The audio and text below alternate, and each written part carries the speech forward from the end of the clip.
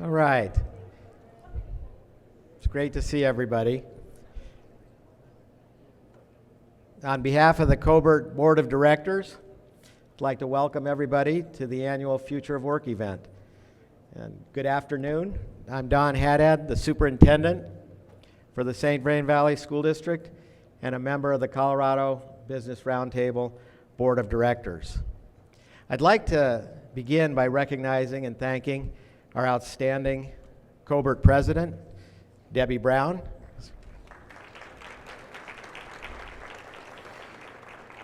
And Debbie's exceptional team, who's done a great job putting together today's event. And all of the fellow board members who are in the room here with us today. We're very grateful to all of you for attending today's annual event. The Colorado Business Roundtable is a highly impactful organization that works diligently and strategically to leverage the expertise of more than 65 CEOs and top-level executives from Colorado's largest employers, representing academia, business, community, and government.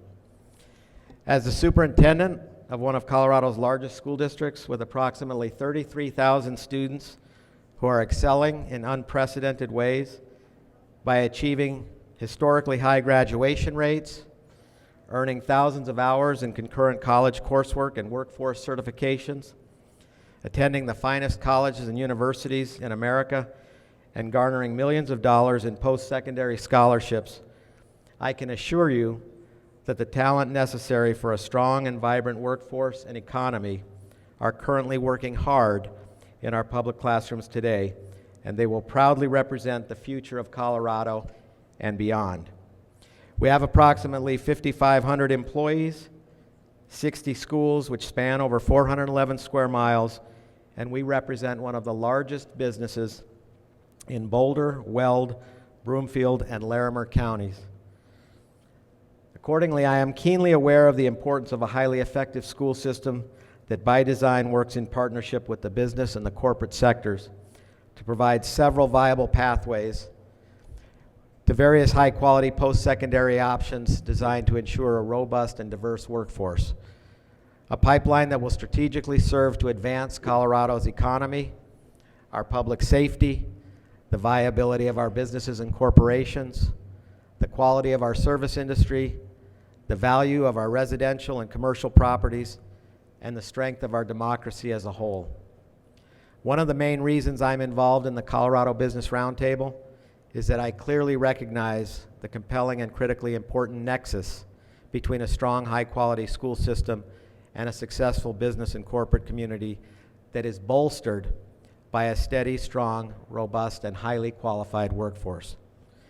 Additionally, the opportunity to learn from some of the most successful business and corporate leaders who are involved with the Colorado Business Roundtable has been extremely beneficial and rewarding for me both personally and professionally. I want to thank everyone again for attending today's event and for joining the Colorado Business Roundtable in leveraging our collective voice to ensure a vision of a prosperous Colorado for all. Together, we are shaping the future by ensuring that our employers have a powerful and influential voice, as well as an important seat at the table, where critical decisions are being made and impactful policies are being shaped. If we can provide you with any additional information about Cobert and how we can be of benefit to you and or your organization, we would welcome the opportunity, so please do not hesitate to contact me or Debbie or any member of our Cobert board. Thanks again for joining us here today. It should be a wonderful event. And at this time, I would like to introduce board member Rebecca Kirsting to come up.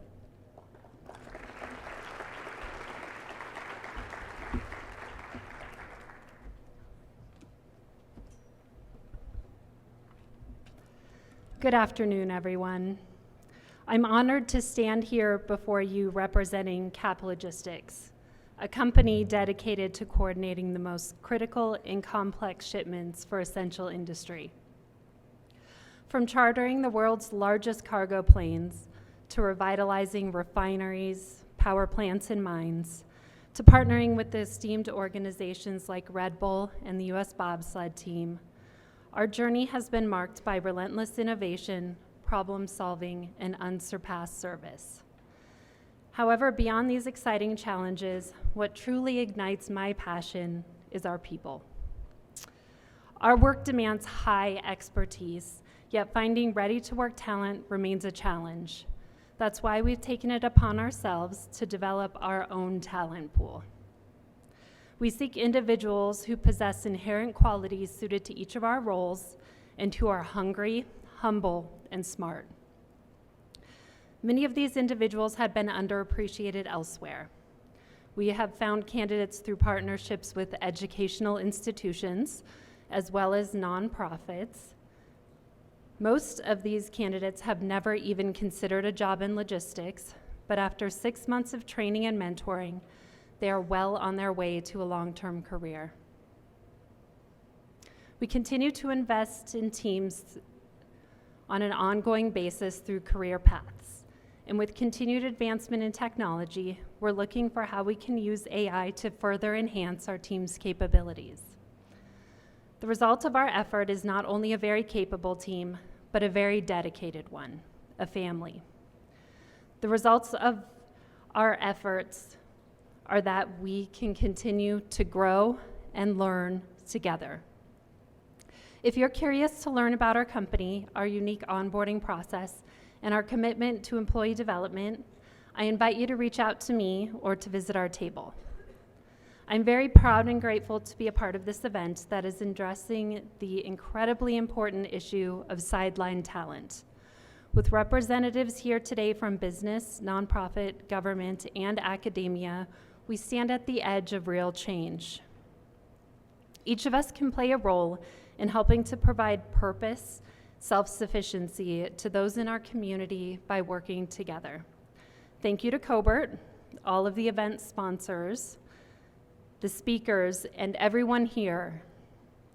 United, we can take meaningful efforts towards ensuring Colorado remains not only a great place to work, but also a thriving community where everyone has the opportunity to succeed. Now, it is my pleasure to introduce the president of the Colorado Business Roundtable, Debbie Brown.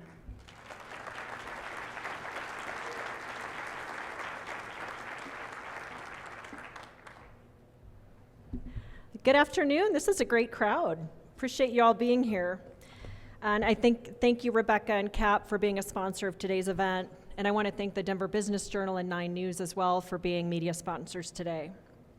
You've heard a little bit about Colorado Business Roundtable, that we're a collection of executives from some of the state's largest employers, and we're an affiliate of the National Business Roundtable based out of Washington, D.C. Together, we examine state challenges with a long-term global lens and make recommendations that can make our economy stronger and also improve quality of life. We've been involved in workforce issues since the very inception of our organization, whether it's working with members of the governor's team or his cabinet, many of who are here today, the U.S. Department of Commerce, institutions of higher education. We enjoy weighing in and leaning in as co-creators of talent here in Colorado. We focus on several key principles related to workforce preparation and the education continuum, including dignity of work, flexibility and fluidity, skills-based jobs, immigration, and the importance of private sector involvement as co-creators of talent and of lifelong learning. So what are the challenges that we're facing in terms of the future of work? What are you going to hear about today? Employers, talent producers, individuals, are we ready to meet the moment? There are many challenges. Just coming back from DC last week, talking about the changing global birth rate trends, driven in large part by urbanization, but also other factors. That's affecting America. Just look at enrollment, I think, in our institutions of higher ed. But that's going to affect our workforce long term. And we're seeing it not just in the United States, but globally. Bigger issues, of course, in countries like China and Japan as well. AI and quantum will speed up technological change that will disrupt potentially the workforce, but also lend itself to better quality of life for all of us in the United States. But what folks will not have the skills needed to meet that moment, and who potentially will be left behind? At the Business Roundtable, we're also weighing in on issues around the prioritization of union labor at the federal level and what that will impact here in Colorado in terms of our job market. We need all employees at the table, union and non-union. So that's an issue we've been weighing in on. And recently, the FTC issued a ruling on non-compete agreements. Many of you employers in the room might be concerned about that issue as well, so we're keeping track of that. Many issues around stackable credentials, skills-based hiring, expansion of apprenticeship, and tools we need that provide ROI, relevancy, and speed as we help learners become earners here in Colorado. Whether it's skills-based jobs or college pathways, we support all post-secondary opportunities and multiple choices for all Coloradans. So with all that, how do we fit workforce issues into just a couple hours of our time today? We can't cover everything. So for today's purpose, we decided with our board of directors to focus on the untapped talent, who's being left out of today's economy, and who we need to focus on in terms of getting them off the sidelines and into the game. Who is being left behind? We can talk about, you'll hear from the speakers today, perhaps about Coloradans born in poverty in rural parts of our state, single mothers in Denver who need an opportunity, a Coloradan who needs to re-enter the workforce when inflation changes the retirement math. On my flight back from DC, I actually got to witness a woman who was probably near 60, and it was her very first United flight as a flight attendant. And we were all cheering her on. You could tell she was really nervous. 18% of Coloradans, or 725,000 residents, fall into the category of some college, but college not completed. Between now and 2031, there will be an average of 355,000 job openings per year in Colorado, and most of those require some type of post-secondary credential or post-secondary graduation. What is their path to maximize their dreams for a sustainable career and prosperity? So the idea of this forum is to exchange ideas. We've got a really interesting group of speakers. We're going to look at data and discuss the latest trends and strategies and hopefully establish valuable connections. Part of what we added in today, because we always like to add in something new if you've been to this Future of Work event before, is a business showcase that we're partnering with the Denver Business Journal. So we'll have different folks come up throughout the day to break up the panels and showcase individual businesses and individuals who are leading the way around some of these issues. You'll hear from employers who are innovating on apprenticeships, employing individuals with intellectual disabilities, and also tapping into the veteran talent pool. We are aligned on our mission that business is a force for good, and we believe we have a role to play in attracting, retaining, and cultivating talent. Our panels today feature the best thought leadership on what's happening in Colorado, creators of talent from our higher ed institutions, business and government, and I'm especially honored that we have so many presidents of our higher ed institutions in the room today to give us a firsthand look on how they're changing, modifying, and helping to build the workforce we need here in Colorado. Another new thing we did this year was this mini expo. I don't know if you all have had a chance to see some of the folks. They'll be back there once we conclude our program. Meet someone new. We've got people there from the Office of New Americans, Colorado Veterans Project, EPIC, lots of different people to meet and hopefully form some new alliances with. And lastly, before we jump into some more of the content, you see some of the jerseys on the stage today. We've got a chance for you to potentially win a jersey. So if you're interested, just because it's kind of fun, I like to come up with last minute things. If you post about the event on Twitter or LinkedIn and tag Colorado Business Roundtable, you will have a chance to get a jersey. And because I'm practical, it comes with a gift receipt. So if you don't like the jersey, I don't know if Amy Parsons is here yet. If you want to go get a CSU jersey instead of a, Nuggets jersey, you will have a gift receipt that comes with that as well. So hopefully that's a nice reminder for you. We're grateful that you're here. Workforce has been the #1 issue on the mind of Colorado Business Roundtable before COVID. And because of COVID, it's become an even more desperate issue in terms of meeting the talent demands that we have here in Colorado. And it's a perfect place for us to collaborate and lean in together. So I'm really grateful that you're all here. We're going to meet some new friends and hopefully form some alliances to help further this issue even more. We're changing the format just a little bit of the schedule today. First, I want to have us kick off with the business showcase. So I want to invite Keith Dennis, the publisher of the Denver Business Journal, to come up on stage, along with Mark Tappy with Pinnacle Assurance. Let's welcome them to the stage. Thank you.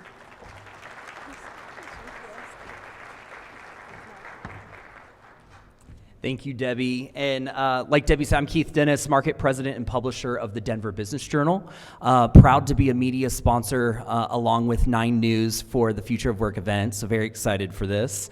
Also on your tables, you'll see some workforce development guides that the Denver Business Journal produced. So feel free to take that. It's going to be an overview of some programs and organizations here in the metro area that are really paving the way to tackle workforce development issues and opportunities. So feel free to take that. And now on to our first business spotlight of the afternoon.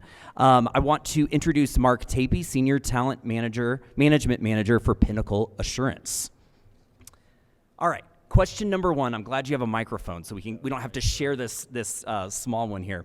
So can you share specific insights and lessons learned from Pinnacle Assurance's integration of apprenticeships and how these experiences have influenced your approach to workforce development and talent acquisition? Yes, absolutely, and thank you all for the opportunity to be here today. I'm really excited to represent Pinnacle Assurance on behalf of our leadership team and all of our team members. For those of you who may not be familiar with Pinnacle, we are the primary provider of workers' compensation in the state of Colorado. We've served Colorado for 108 years.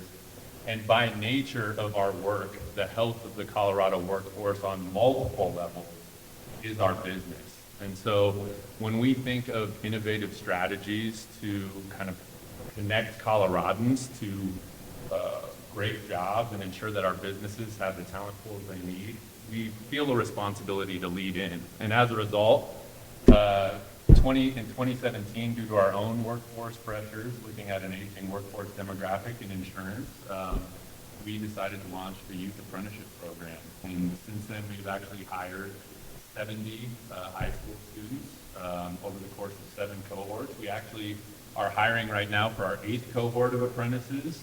So if you know any rising high school juniors or seniors, I'm getting a plug in. The CareerWise Colorado Marketplace, we have positions open. Fatima Amador, my colleague back there, is also a great person to talk to, but we've learned a lot. This is obviously a strategy that's maybe a little bit unique. Not all businesses have high school students operating with them, but we have learned that in order to do this successfully, first and foremost, it takes top-down alignment and understanding of the purpose of this work. It takes bandwidth, it takes capacity, it takes collaboration. We've had apprentices support 35 different teams within our organization. We feel very confident, we're very proud of the outcomes that we've seen, but it hasn't happened in isolation or in silo. And so to have that collaboration and connection has been essential. And I guess point number 2 here is, when we talk about the purpose, having that alignment around purpose, we just heard a bit of the background. We know right now that the workforce that will be entering the marketplace in the coming years has been impacted in a way that we've never seen by educational disruption. So their skill building and their preparedness, there's opportunity to close skill gaps. And on the other side of the equation, we are seeing a business climate that is moving and going to be facing technological disruption on a scale that I don't think we've seen in a long time as well. So when you see both sides of this equation, we need novel strategies to prepare this future workforce. And we know that the best workers come from both education and experience. And I think that's what's so exciting about models like youth apprenticeship and apprenticeship and work-based learning in general, is that it can deliver on that. And I would say just 2 quick items in closing is, this isn't just a strategy for young people or youth apprentices. We've been able to take our learnings and apply this to our incumbent workforce as well. We've created a program that we call Learning Through Experience, where we have cross-functional placements where team members are able to take a portion of their week and support other teams and build skills and forge their careers, so that long-term, as we're attracting talent and talent is seeing that they can grow, they're staying with us as well, which is lessening the pressure on our need to recruit out there in the marketplace. That's great. So Pinnacle Assurance has been recognized with both local and national awards for its workplace culture. Can you highlight some key elements of this culture that have contributed to all of these accolades that you've had both locally and nationally? And how does Pinnacle Assurance continue to evolve its culture and talent development efforts to meet the changing needs of the modern workforce? Pick this one apart here. So I would say, as far as the awards, it's something we're incredibly proud of. We've received national awards for our work in the DE&I space, for our leadership, for our flexible work environment. We know that for us, our kind of the overall vision of our culture and how we operate is to create a caring and supportive environment for our team members so that they can be caring and supportive and empathetic for our injured workers and our policyholders. And as a result, what we've seen is we've had 9 consecutive years of the highest injured worker satisfaction scores in the state, and we're actually pacing the nation in a lot of that. And that really starts at home with ensuring that we're pouring into our team members. And when we say something is important to us from a cultural standpoint, we're putting benchmarks around it, we're putting intentionality around it, we're measuring it, and most importantly, we're creating channels where we can hear team member feedback so that if we are missing the mark, we're responding and we're acclimating and constantly adjusting to this new world of work. Because to your point, having flexibility in your workforce and how you operate is now table stakes. When you're trying to attract the top talent, you have to have flexibility. We're now competing not just with local operators here in Colorado, but really the nation. And top talent doesn't have to stay in Colorado unless we offer those perks and resources that the top employers across the country are doing. So we always have to monitor to make sure we're keeping that flexibility and those perks available, but also holding that space so that our culture can kind of propagate and cross-pollinate. And so we have had a balance of, we try to hold in-person events, we try to forge those spaces in kind of the before times that we used to have prior to 2019, where our team members could connect with one another, but also give them that flexibility and agency. So we had, like a huge 500-person team meeting. We do those quarterly. We had that yesterday, but we don't try to mandate too much and still keep those lines of communication open as much as possible. Success story. All right, Mark started sharing a success story with me that I want him to share about a specific employee that was a really interesting story. Yeah, if that's okay. I think, this really illustrates bringing Sidelined talent into the fray. And I want to talk about an apprentice that we hired 6 years ago now. And this is a young lady that went to an online school pre-COVID, who, when she walked into the interview, could not make eye contact with me, could not shake my hand. So much so that my colleague walked her around the building just to de-escalate things a little bit. And we had an interview, and it went about as expected. It was tough. It was great that she got out there, but she wrote a thank you letter that to this day is still the greatest thank you letter I've ever read in my entire life. And so we saw something and we said, let's roll the dice. Let's roll the dice. Let's see what happens here. And we hired this young lady, and she went through the program and has built confidence. And she has now been promoted multiple times within our organization. She won our top customer service award in her first year as a customer service representative. And when she was interviewed during the apprenticeship one time, someone asked her, what did you think you wanted to be when you grow up, or what did you see with your future? And she told us, I didn't think I had one. She's now a top performer in our organization because of this type of mechanism. And so I think that's just a crystal clear illustration of what can be done here and why this is so important. So thank you all for the time. Thanks for the opportunity to share, and hope we can all network and learn a bit from each other today. All right, great. Thank you so much, Mark. I'm going to welcome Debbie Brown back to the stage. We rearranged. I do. Do you want me to do it? Okay. All right. We rearranged things a little bit. So I want to welcome Jason Jans, CEO of Cross Purpose, to the stage for keynote address. All right. Thank you.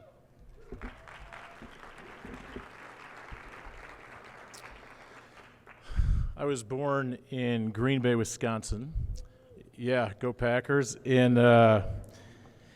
grew up in a family of poverty. My dad lost his business. As far as I know, I grew up, all I knew was poverty as a kid. My dad wanted a fresh start, so we moved out here in 1985. I was 11 years old. We knew one family in this city, a flight attendant with United, and our family of 7 moved into her basement. We all went to work and started to find our way here in this great city. I entered the clergy profession coming out of undergrad and worked in a church in the western suburbs, but felt like the church had limited impact in the neighborhood, and I wanted a different life and a different way to live out my faith. And so my wife and I and our 4 boys under the age of 10 moved into 5 Points in 2008, and that's where we fell in love with our neighbor, Tiffany. And we wanted to do a deep walk with the poor in our own lives, just we'd say often to save our own souls, I guess you would say, and Tiffany began to be our teacher. But I started learning about her story. She was helping us out with some foster care children in our home, but I saw that she was changing oil at the local Walmart for over a decade, stuck at $13 an hour, and she was bright and had a management mindset. So I thought everything I thought about poverty alleviation at that point began to flip upside down, realizing that turkey dinners, backpacks, bikes, and Christmas gifts were not going to change the game. We needed to do deep development and provide access and opportunity. I'm happy to say Tiffany now is an executive. She was the first student in our program. She's an executive at a printing company. She's making 6 figures. She bought her home. She was the first black woman to run a FedEx store in the state of Colorado. And she's now on our board, so she's now my boss. And that journey really led us to start Cross Purpose in 2012. We made this promise to 19 families: we'll help you get out of poverty, whatever it takes. This year we'll work with 500 families. Hannah Scandera from the Daniels Fund asked me to come and talk to a bunch of foundations about workforce in Colorado. This was about 6 months ago. And I was struggling a little bit with my presentation. I didn't feel like I did well because, workforce for me is a means to an end. The end is really the flourishing of our communities and the abolition of poverty. Over the last 12 years, I'm happy to say this summer we'll graduate our 1,000th graduate at a wage income of between $40,000 and $50,000. But Julie Stone from Gary Community, who's here, said to me, she said, Jason, if all we do is wage growth, jobs are great, but if we want to make change that will outlast all of us, we have to talk about wealth. Because black Americans in 1865 owned 0.5% of the nation's wealth, and 150 years later, they own 1.5% of the nation's wealth. So we can't just do wage growth and jobs, we must do wealth building, because the metric of justice is wealth. This made me think beyond just my individual venture, but realize saying we need an ecosystem that actually helps everybody move up the mountain that you now see in front of you, and there's a card on your table showing it. So I sketched this thing out, and I share it with you for the first time in public today, of how I actually see our city and economic mobility and why we all need to work together. There's 4 steps up the mountain. You've heard the Chinese proverb, if you give a fish, you feed someone for a day, but if you teach them to fish, you feed them for life. But I think that only gets you halfway up the mountain. You have to equip them with a good pole, and we also need to teach them to own the pond. That is actually building wealth. And by the way, this is not the poverty mountain. This is all of our mountains. In a room like this, when I talk to people, most people are doing wealth building activities in their lives by the age of 30. The average student that's sidelined in the workforce is walking into our program at age 32. And almost everybody realizes that they've had some help getting up that mountain. In fact, if you have children, you actually know what this mountain is like. I have 4 boys, ages 18 to 26. My oldest son is at the top of the mountain. He owns his home, he's married, he's doing well, he loves his job. My second son wants to live at stage 2 of the mountain. He just wants to bounce from college to college and study. My third son bounces around in step 3. He dropped out of college, but found out he liked scuba diving, got a certification, and on good days, he's teaching people how to do that on the Great Barrier Reef. My fourth son graduates from step 1 from high school next week, and my wife and I are going to shove him up that mountain with all of our might.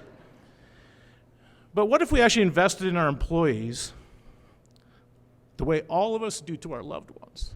What if we saw every single person that was in our companies and we said, we're going to do whatever it takes to create wealth in your life? We have 3 players in this room, and I think we all need to work together. The philanthropic sector, that's churches and nonprofits and foundations. The private sector, which is business, and the public sector, which is our government. And all of us, we need to work together, because together we actually make the community rise. Because the problem is, folks, people aren't moving up the mountain. If you're watching the news, we have a vanishing middle class, a shrinking higher ed population, the cost of living has skyrocketed, we have social isolation, and we have a suffering city. So the next slide will show you then, I think, where do we play on the mountain? I think there are really two broad categories of players. I call them nichers and navigators.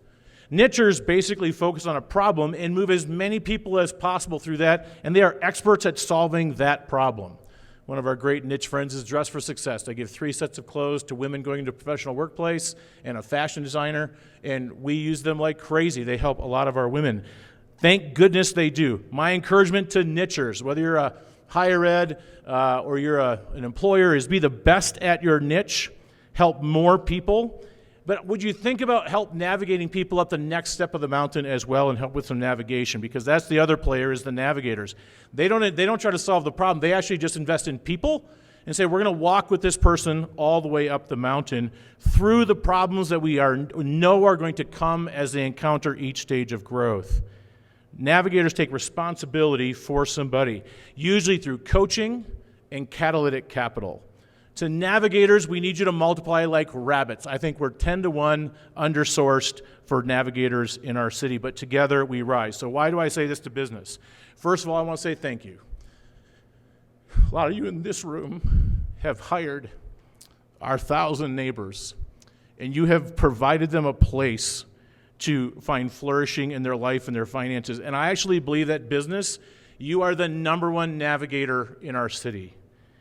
As awesome as I love our nonprofit, if somebody takes care of all of our services, they might actually partake in about 1,000 hours within our intervention. In your business over 5 years, you will 10x that contact with those employees. You are the #1 solution in our community to stop generational poverty and create generational wealth. What is wealth? It is when people have assets that will actually grow in value. The bottom half of our economy, when they pass on $9,000 in their estate. 51 to 99% pass on $47K in their estate. If we get people to $50,000 of net assets, they're in the top 10% of the American economy, which says scary things about our economy, but I think it's doable. So you have the most capital and the most contact, and you're most proximate to our neighbors. So sideline talent can be a ticket to a great company. But what if our CSR was actually measured in access to wealth building to our employees, where we were helping them get to the top of that mountain? Well, rather than have more slides and show a picture like that, I'm going to show you a true picture. I'm going to ask Tani and Derek if they would come on up. Tani graduated from our program 6 months ago, and in her story, it really captured me. She is a woman from the Northern Arapaho tribe on the Wind River Reservation in Wyoming. She was a teen mom who escaped domestic abuse and said, "I'm a survivor, and I left just to escape.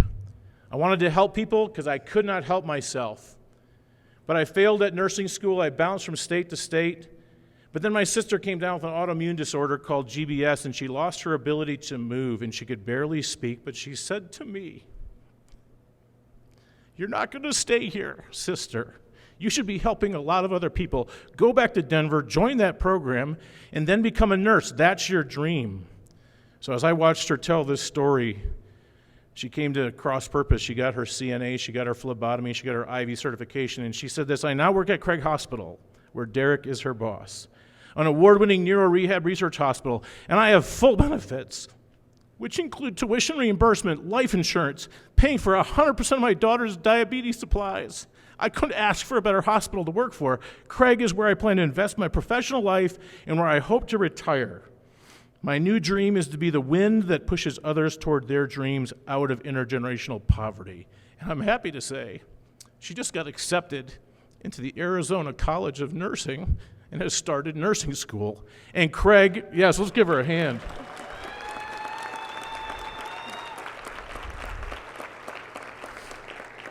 Craig is offering tuition reimbursement. They've allowed her to go on student status, which means she can work part-time and keep full benefits while she's in school. She's a rehab tech, and she said, 'At Craig, they train me every day to be a nurse. They see her future.' And she's been investing in her retirement fund from the first day. She's on the spinal cord floor, and she just found a patient who's just like her sister. I asked Derek, I said, 'How's she doing?' He's the vice president of nursing services. He said, 'She's exactly what we're looking for at Craig Hospital.' She is a strong teammate to patients, nurses, and techs. She's constantly paying attention to the needs of patients, including beyond the scope of practice. She looks out for everyone, and she's eager to learn, and she's well-loved. I forwarded this story to Dr. Jandel Ellen Davis, who many of you know. She's the CEO and president. And she emailed me back, and she says, Jason, I'm reading this through tears. I'm going to go down and hug Tani Red Wing. Because as a CEO, you have to care. You have to deeply care. But I actually believe in this city, you help me, or you help my family, you've helped Tani, and there's so many other people that we can help. This is bigger than one nonprofit, one business, one network. It's all of us. We can create the society that we and our neighbors want to live in.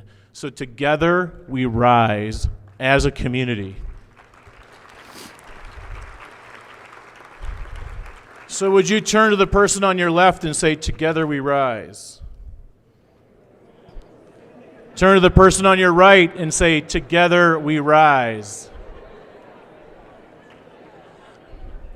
And let's say it all together as companies, as government, as all the sectors. Let's say it, repeat after me, together we rise, and let's get louder. Together we rise. Together we rise. One more time. Together we rise. Thank you very much. You guys are welcome to take a seat. Thank you so much. Thank you, Derek. It is now my pleasure to introduce Catherine Keegan, the Executive Director of the Office of the Future of Work. Let's welcome her to the stage.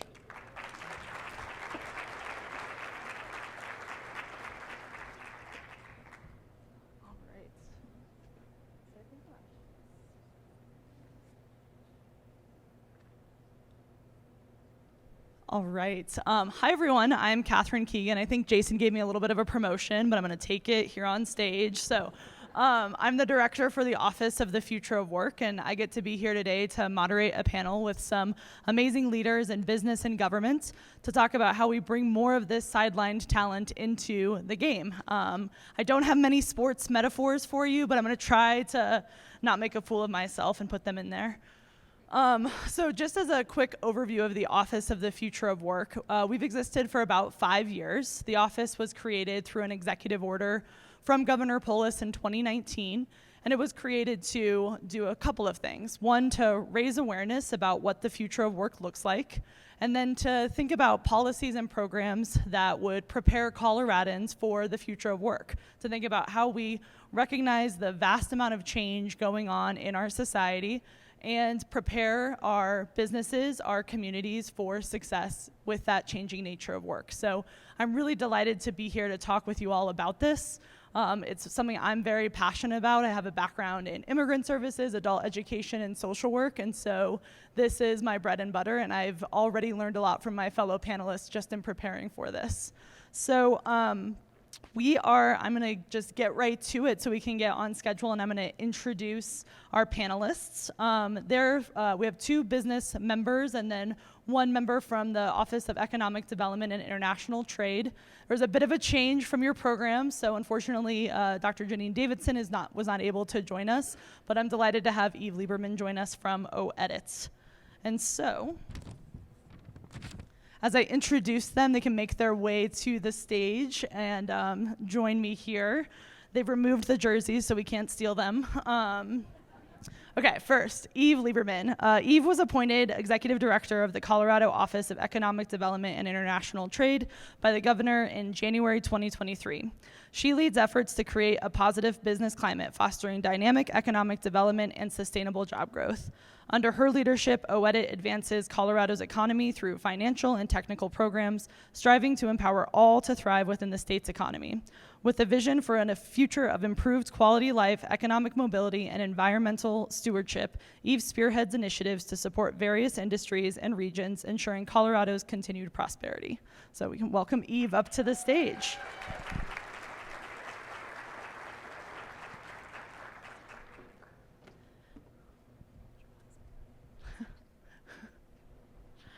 All right, next we have Dr. Sarah Heiza. She is Vice President and General Manager of Strategic and Missile Defense Systems at Lockheed Martin Space. We're very safe here with her on the panel. She brings 20 years of defense industry experience, particularly in areas of strategic deterrence and missile defense. Known for her extreme ownership and mission focus, as well as her talent for cultivating highly effective teams and mentoring, she's excited to share with us how Lockheed is leaning in to be co-creators of talent to meet the workforce needs of the space industry.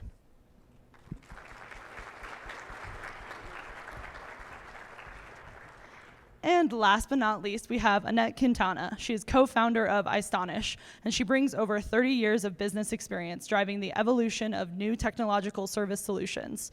Recognized as an Ernst & Young Entrepreneur of the Year and a Technology CEO of the Year, her leadership has propelled Istonish into an international business. Annette's focus on talent development has been instrumental in growing her business and fostering a culture of innovation and success.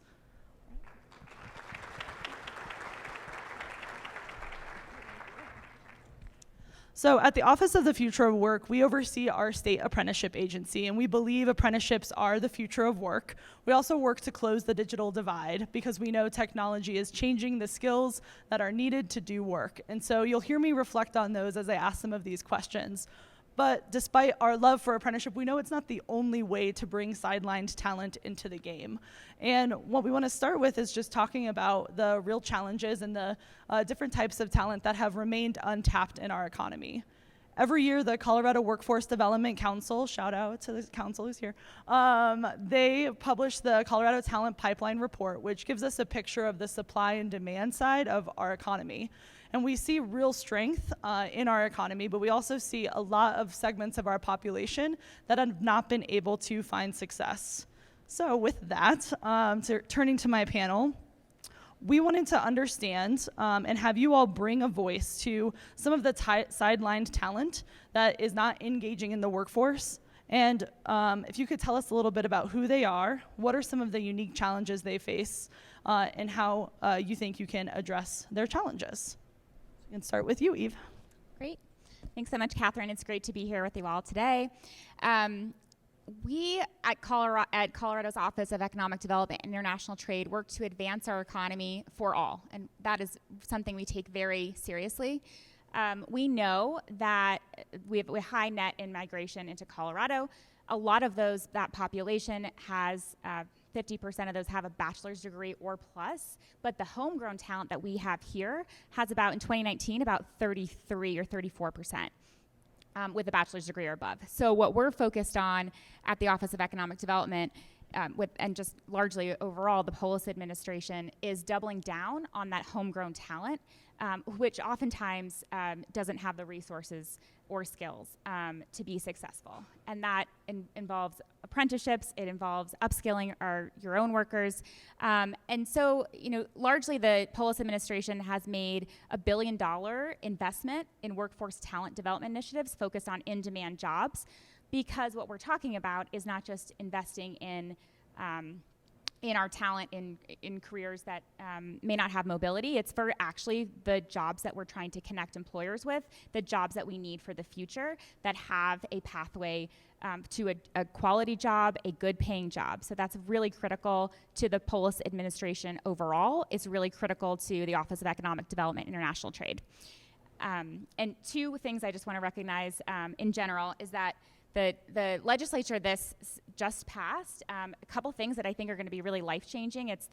For many workers, it's the Colorado Promise Act, which is a refundable tax credit for those families making under $90,000 to go to college for 2 years.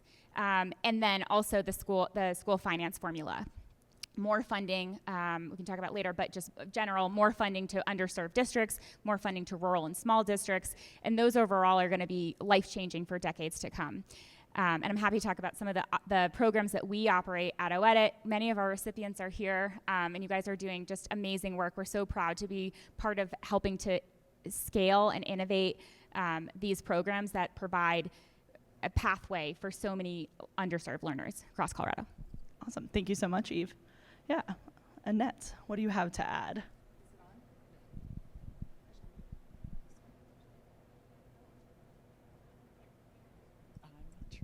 Hi there.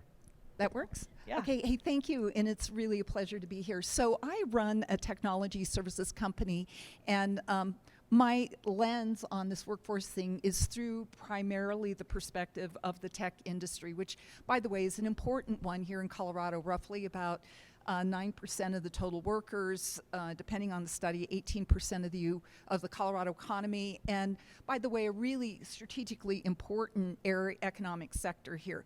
Now, what I'll say is that labor shortages have never been, they've always been a feature of the tech industry. For the last, 3 decades has always been a common factor. And so leaning into alternative sources of where you can get talent has always been an important part of it, including offshore, even though that's kind of not what we're here to solve, but immigrant labor, highly skilled immigrant workers from largely Asia. And I would see that the industry will continue to work on that, and for folks here at the Colorado Business Roundtable and your lobbying and, advocating in Washington, D.C., it's broken too.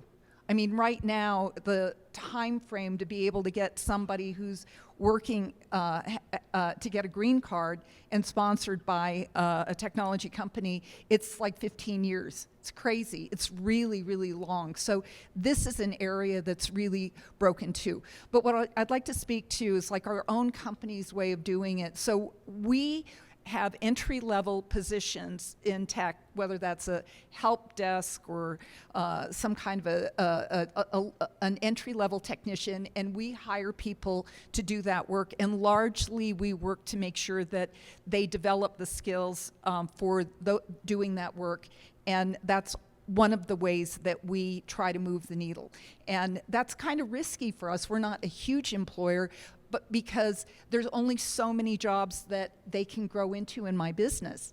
We're not a huge global company, and so we can make those investments, and then they end up, for better jobs, they're talented, moving on to other companies. And so that's something that we always try to balance. But what I would say is that there is also, in the tech sector, this has always been part of the push and pull of, are these boot camps and other programs actually sufficient for the kind of folks that we really need to hire? And there's a debate in the tech sector about whether straight up four-year college degrees are still really much more important. And so I would just encourage those higher education representatives that are here to continue to try to find ways that make education affordable and accessible, in particular to the underserved communities, because those degrees still matter a lot. And so if that can be some kind of a focus, that would, I don't know, it's just a request. Yeah, absolutely. All right, well, thank you. When you hear the name Lockheed Martin Space, you probably think of astronauts or engineers. Yes, we are fortunate to work with those, and we do have many engineers, four-year degrees, masters, PhDs. That being said, there's a large portion of our workforce that is not needed, that does not need the four-year degree, and that's what I wanted to emphasize here with this question. There's really two that come to mind for me. The first is something called an engineering aid, and that very much correlates well with folks that have two-year degrees or certificates or some limited engineering experience, and they work right alongside our engineering workforce, playing a critical role. The other is technicians, and the technical folks who are able to put together these very complex products that we build are critical to our ability to deliver on those products. And with that, some come to us with skill.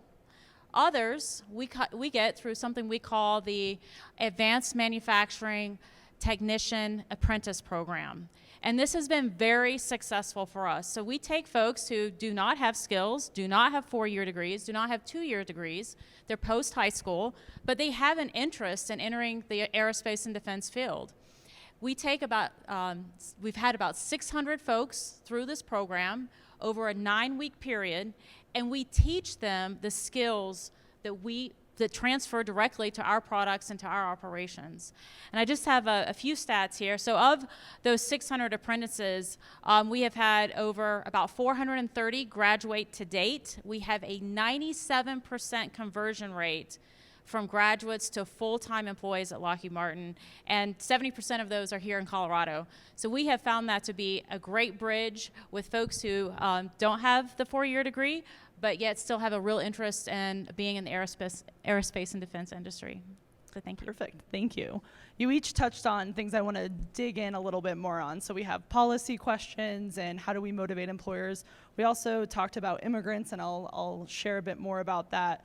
But I want to maybe start kind of where we ended with the idea of skills-based hiring practices. Governor Polis signed an executive order a couple years ago to promote skills-based hiring in state governments and in the private sector. And so I'm curious from each of you, what might skills-based hiring policies look like in the private sector? How do those play out? And what are some of the biggest challenges we may need to overcome as we're trying to adopt skills-based hiring and make skills the currency of the job market? Whoever wants to jump in. Okay, I'll pass it to you in just a second. Yeah, I think I hit on it a few minutes ago. Technical curiosity is definitely something we find to be common among folks who enjoy working at Lockheed Martin and have a long career with us. So that's first. We're really looking for skills-based that also have that want to apply it in a technical field. The other thing I'll emphasize is the importance of being able to work on a team. So we work in teams every day, and that's just the format of the way we work, and maybe that's obvious, but sometimes I think making sure we have that expectation with folks that maybe they have worked, possibly if they have skills, more in a solo situation. And when you come to Lockheed Martin, we are working as a team every day, working through problem solving, et cetera. So kind of setting that mindset up first, and then also working in a very inclusive environment. That's also just a standard of who we are and what we expect of our employees and how we operate as teams. So while we appreciate the skills, there's kind of some intangibles there that are also really important for them to be able to transition into our workforce and be productive and effective and be a really critical contributing team member. And is that something you bake into the onboarding, or it's part of what you're looking for in candidates? Can you tell us a little bit more about that? Yeah, for both. So on onboarding, we are very clear about our expectations, working together as a team. But I think maybe as important, maybe more importantly, it's the expectations we set on our leaders and managers so that day one, they are experiencing that with their management or leadership team around how we operate as a team, how we treat each other with respect, regardless of background or education, whatever you're bringing to the table, we respect that and welcome that and want every person to feel included and a part of that team. Thank you. Great. I'll speak to it again through the technology lens. So we interpret skills-based education heavily in the tech center through independent, vendor-based qualifications. So the tech sector in general tends to be one of those environments where if you get an entry-level job, you're smart, you're hardworking, you begin to demonstrate what you know, you can move around a lot. And once you're in, there's a lot of credibility that's given to that. The thing about how to just establish objective credentials is to recognize that an engineering manager who's passed and maintains certifications through Microsoft or Amazon or Cisco network and security certifications that are vendor-based, when they see those on an objective, on somebody's background or credentials, they know what it means in terms of what they need to know. And so there's a tendency to rely more on those types of credentials as an objective way to be able to say, yes, I trust those. And so I'm not sure what all of the different boot camp programs might provide, but leaning into some of those industry objective criteria, I think is important. Anything you want to add, Eve? Well, I really want to give you credit, Catherine, for the skills-based hiring EO. I think we should all give a round of applause for Catherine. Honestly, your leadership at CDLE in this regard has been enormous. We're so fortunate to have you working on this policy so that the state is a model employer when we could not do that without you. I think 80% of the jobs right now in Colorado state government do not require they're all skills-based. So that's huge, that's enormous. Obviously there's some degrees that can't, there's some professions that can't, like, a attorneys or et cetera, but I think that to get us to this point is enormous. So I want to say thank you. Just one thing from an employer perspective, as this is a public sector, obviously, but we have 120 employees, and we are really doubling down on employee engagement and transparency in our philosophy. And so one thing that we've created is actually a matrix where you can find yourself, you can see your work experience, your skill level, and you can see here's my potential for growth and my potential for professional development. And that's we've gotten a lot of really positive response from employees where they can see, yes, I may have a bachelor degree and some experience, and I don't need to have that higher level, or maybe I don't have a bachelor's degree, but I've had 11 years of experience, and here's where I am on the matrix, and I can still get that progression, that growth in my own career. That's wonderful. Yeah, thanks. I think that speaks to just the need and the value of skills-based hiring to create those growth models, because when people can see how they can attain those skills and what they can build on and the pathways that opens up for them, it's incredibly powerful. And that is something I wanted to ask about, if anyone has anything to add around how do we make sure those skills-based practices don't leave people at the entry level, but that you're building on those. And Annette, you talked a little bit about this, about adding new credentials, and that's a main way people remain competitive and move up. Are there other things that we need to think about as employers to help people chart their pathway in the economy? Yeah, we have a phrase at Lockheed Martin, which is to attract, retain, and elevate. So yes, we want to attract, yes, we want to retain, but we also want to help elevate them in their careers. And there are two primary ways I will point out here. The first is through mentorship. Immediately when folks come on board, we try to pair them up with folks that have been around that can not only show them where the restroom is, but also how the systems work and things like that. But then further along in their career, making sure that folks have an opportunity to have mentors, either folks that are in positions that they aspire to be in, or maybe there's a skill that they're trying to develop. And we find that to be very important, a part of that retention. As far as elevating, we have a tuition assistance program. So as folks maybe get more experience, they want to advance their career, maybe go back and get a 2-year degree, credentials, or maybe even their bachelor's. We have that tuition assistance program to encourage that and to facilitate them continuing in their advancement. I'm just going to throw out another idea here, and my company profile is Native American and Hispanic owned business, and so I connect with some different groups that are trying to move the needle in terms of economic development in this economic sector. And the Stanford Graduate School of Business has done some research on Latino-owned businesses and the fact that over the last 10 years, their economic growth has outpaced every other segment of the economy. I'm not sure if you know that, but that's measured in terms of businesses started, revenue growth, payroll growth, employee growth, by far more than any other sector. I'm raising the point here because minority companies in general tend to employ more minority people in their businesses. So for the large companies and employers out there, one indirect way that you can move the needle is to simply work with minority suppliers with some appreciation or expectation that they will indirectly move the needle. So I just want to put that out there. Yeah. Do you have anything to add? The only thing I would add just generally in terms of the wraparound supports that we're seeing, the Opportunity Now grant that we've created is $85 million program developed. Many of you have heard of, many of you are recipients. Again, it helps employers co-create that talent with educational institutions. It focuses on in-demand jobs by region and helps create that pathway for learners.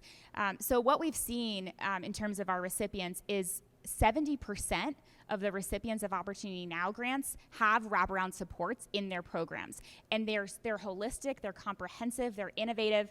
Obviously, the Cross Purpose recipient, what an amazing program, because it's so holistic. It provides the opportunity that we were able to fund helps with an alumni program for 3 years to provide financial counseling, home ownership, financial literacy.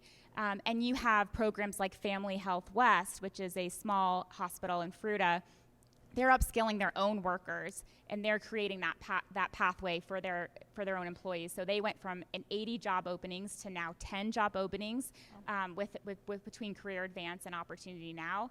And so you really see when employers invest in their employees and provide those holistic supports, and they're different. They can be anything from addiction counseling to mental health wellness to the mentorship aspect to the financial literacy aspect. They are comprehensive. They produce outcomes, and we are trying to scale those innovative wraparound supports to help all learners. Thank you. All right, I'm going to look at my notes because I want to get these statistics right as we transition to talk about one segment of our population, which is the immigrant workforce and new Americans here in Colorado. So 1 in 8 of all workers in Colorado are immigrants. 1 in 6 business owners in the Denver metro area is an immigrant. The Migration Policy Institute also estimates brain waste, quote unquote, is the skill underutilization among college-educated foreign-born workers aged 25 and older, and is upwards of 25,000 in the state alone. So we have a huge pool of talent that is being underutilized. And while there's, of course, many debates and dynamics to the politics around immigration, the reality is that we have talent that can be leveraged here in Colorado. This is a big part of what the Office of New Americans does. Shout out to them, who is also here. And they actually released the Global Talent Task Force report that has recommendations for how the state can better leverage this new American talent and make it easier for people to apply their skills in Colorado. So, turning to our panel, can you share what ways Colorado employers can harness the skills of Colorado's immigrant population to ensure that they are not left on the sidelines? And yeah, Annette. Let's take a stab at this. Clearly, the immigration system at a federal level needs fixed. It's really all clogged up. And even for strategic interests that we have, economic interests that we have, it's just not working that well in terms of the ability to get even really highly skilled talent through that pipeline. So that's one thing that I think is really important. I'm just going to back to the point that I just made before about the Latino-owned businesses. In the Stanford report, 52% of all of those businesses are immigrant-owned or run, first, second, or third generation. So back to the question about economic stability, economic growth, how that flows through to employment, I think that's just another important strategy to keep in mind. Beautiful. Anybody want to add anything else? It's okay if not. All right, because I also wanted to talk just about non-traditional students, and we touched on this a little bit about how Lockheed has pathways and resources to help non-traditional students access opportunity. Can you tell us a little bit more about those programs and some of the highlights and success stories of how you're bringing in new talent with non-traditional backgrounds? Sure. So I hit on earlier the Advanced Manufacturing Technician Apprenticeship Program, which really does, again, focus on folks that do not have 4-year degrees. And again, I think that's maybe counter to what people maybe assume when they think that folks work at Lockheed Martin.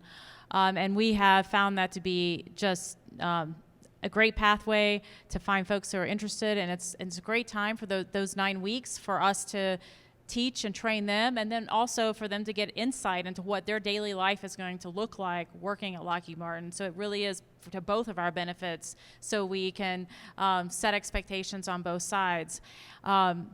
The other area I'll mention is veterans. That's a really important area for us. Maybe again, I'll share another statistic you may find surprising. 30% of our external hires are military veterans.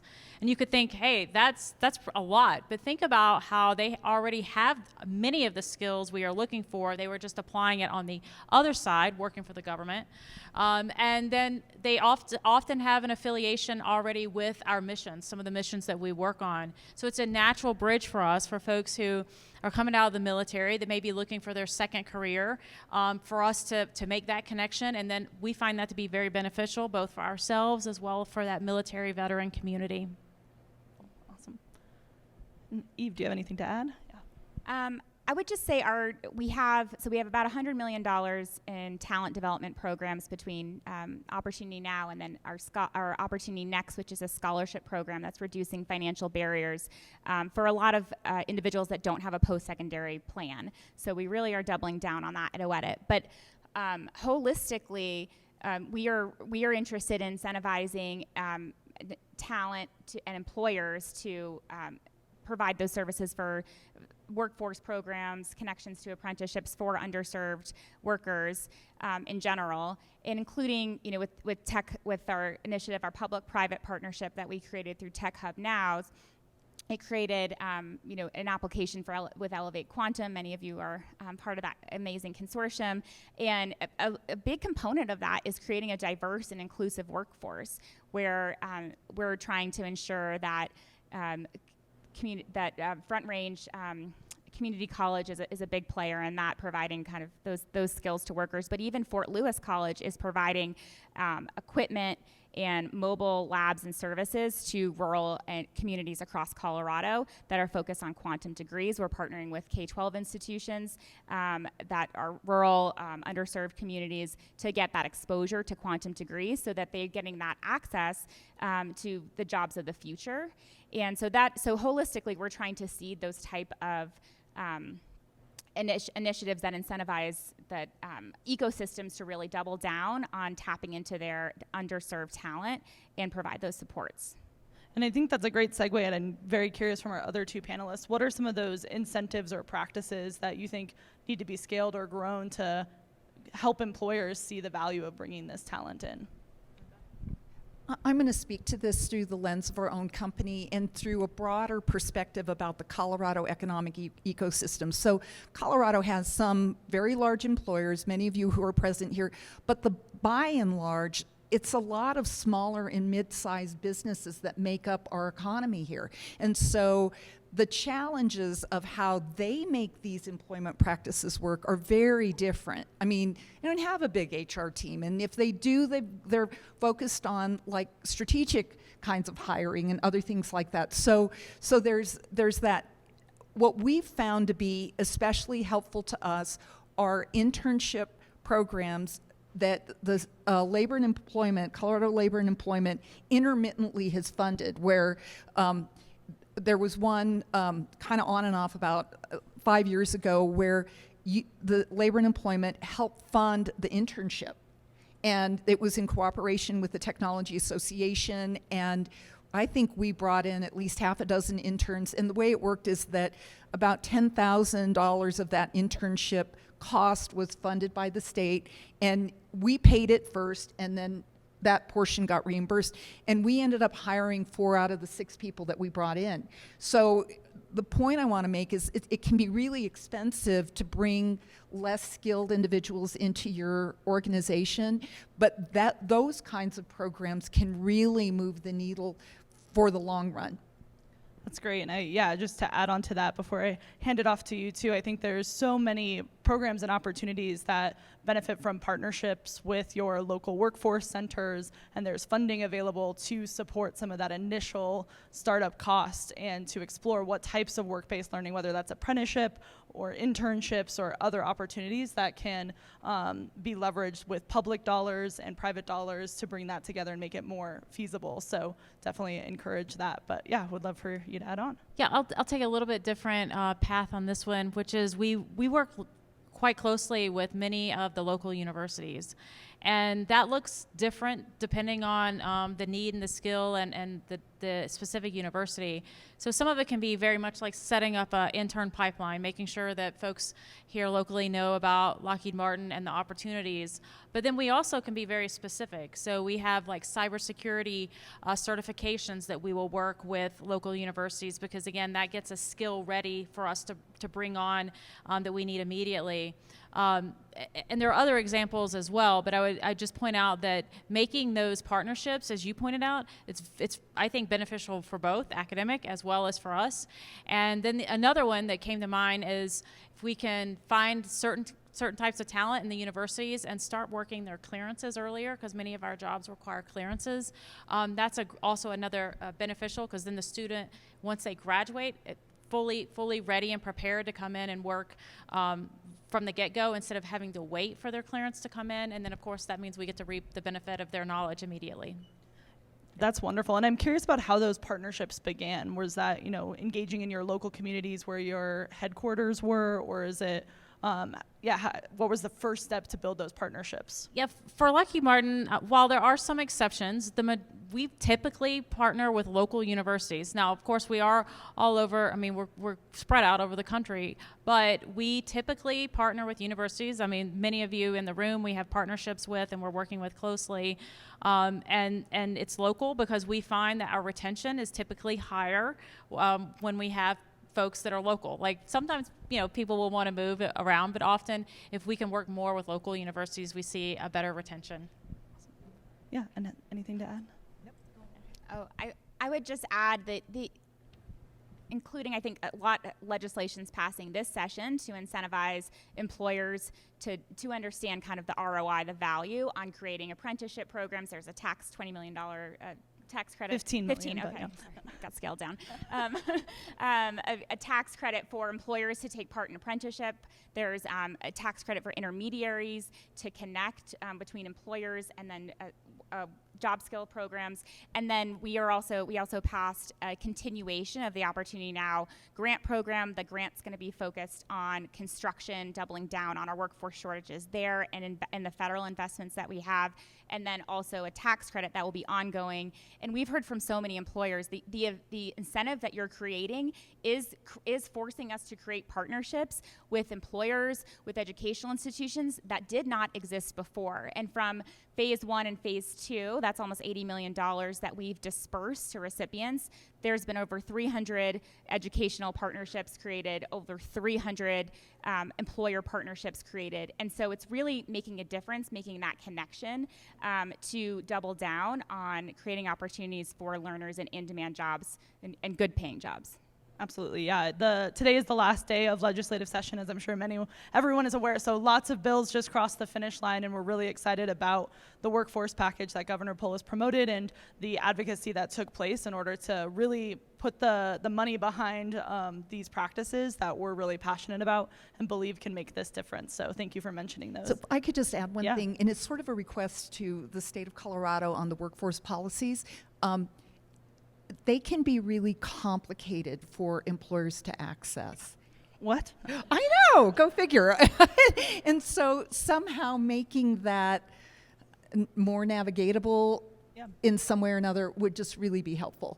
No, I think that is feedback we hear a lot. And yeah, Eve, if you want to add anything to that, because I know with more pilot programs, with more grant programs, that's all just things that people need to apply to. And that's where thinking about how we can leverage intermediaries, other organizations that have that connection in the community, the connection to employers to leverage those funds. But yes, I hear that loud and clear, and it's something that we take very seriously and are trying to improve every day. Anything else? Okay. And so just staying on the policy conversation, we talked about immigration policy at the federal level. There's also reauthorization of the Workforce Innovation and Opportunity Act at the federal level. So we know that all of this work happens as a combination of policy and practice. And so I'm curious about any other policies that you all are paying attention to, or policies that you think could make a difference for your businesses or for the industries that you all work in. So certainly the workforce in action policy does support, and we work in collaboration with the AMTAP program that I just mentioned a few minutes ago. I won't keep saying it over. Hopefully you've got the acronym now and you'll give me that leniency. But the other one I would spike out that I kind of introduced in the former question that we continue to work with the government on is the clearance issue for us. So there's about, depending on it varies a little bit depending on the clearance, but it can take 12 to even 24 months, and that's months for an employee to get a clearance if they have not worked with us or with the government before. And as you can imagine, that's disappointing on both sides, right? Like, so that's disappointing for the employee who thinks they've been hired to do something, and yet we kind of have them doing other things while we wait for that clearance to go through, which is, again, completely kind of dependent on the government. And then on our side, we're eager to get that person skilled up, to be taking advantage of their knowledge and their know-how. So we're really trying to work with the government on how we can either expedite those clearances, have partnerships from internships so that we could get those expedited earlier, so that once those employees are on board, they can hit the ground running. And again, I think beneficial for both the employee as well as for the company. Thank you. I'll just add on to this, and it's not so much around the federal clearances, but it's around business practices that can sometimes exclude individuals. So for example, we work with major corporations providing services and governments, and our contracts expressly don't allow us to hire someone if they've got any kind of legal issue on their record. And it's kind of it's an interesting question because we've got primarily a remote workforce, and you go, really? Do you care if they had a DUI? You're not driving anywhere. I mean, does that really matter? But they become obstacles in accessing individuals that could be very good workers, and it's just, in a tight labor market, it's just one other way that it can be difficult. So really looking at some of those policies, I think, through a clear-eyed lens, does this make sense or not, it's just an important part of it. All right, I'm going to pivot to a question around artificial intelligence and digitalization, because we know as we talk about skills and the changing nature of the labor market, that technology is playing a huge role within that. And it's changing the types of tools that employers use, the type of skills that people need from day one, and as their careers evolve. So how does the private sector prepare for these types of changes, and what should managers and employees both be doing to stay relevant with emerging technologies? And I think I'm going to start with you, Dr. All right. Well, first of all, I think our new next generation expects this. So I mean, that would be one message I have for everyone here is, telling an employee that they're going to have to use paper or microfiche is not going to go well. So that's just a tip from this seat.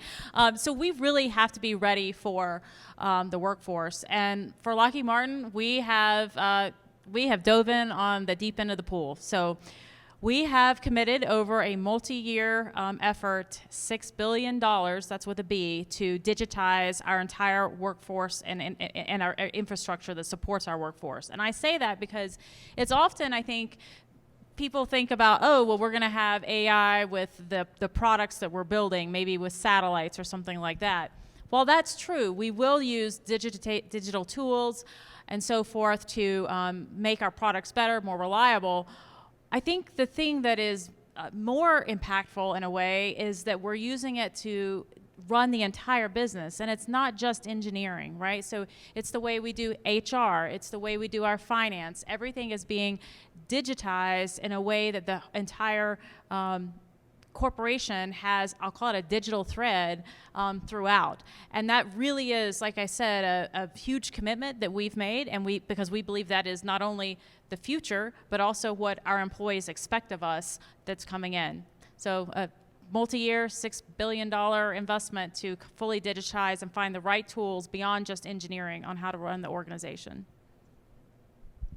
So I'm going to speak to this through the lens of like a business just sort of using it to create efficiencies. Of the presentations I've been involved in and what I'm sort of seeing and the way it evolves, I think it will have the potential to hugely disrupt entry-level positions. So whether that's customer service or whether that's IT support or whatever, I mean, eliminate actually a lot of those jobs that have become part of a strategy for workforce development. It's going to be hugely disrupted.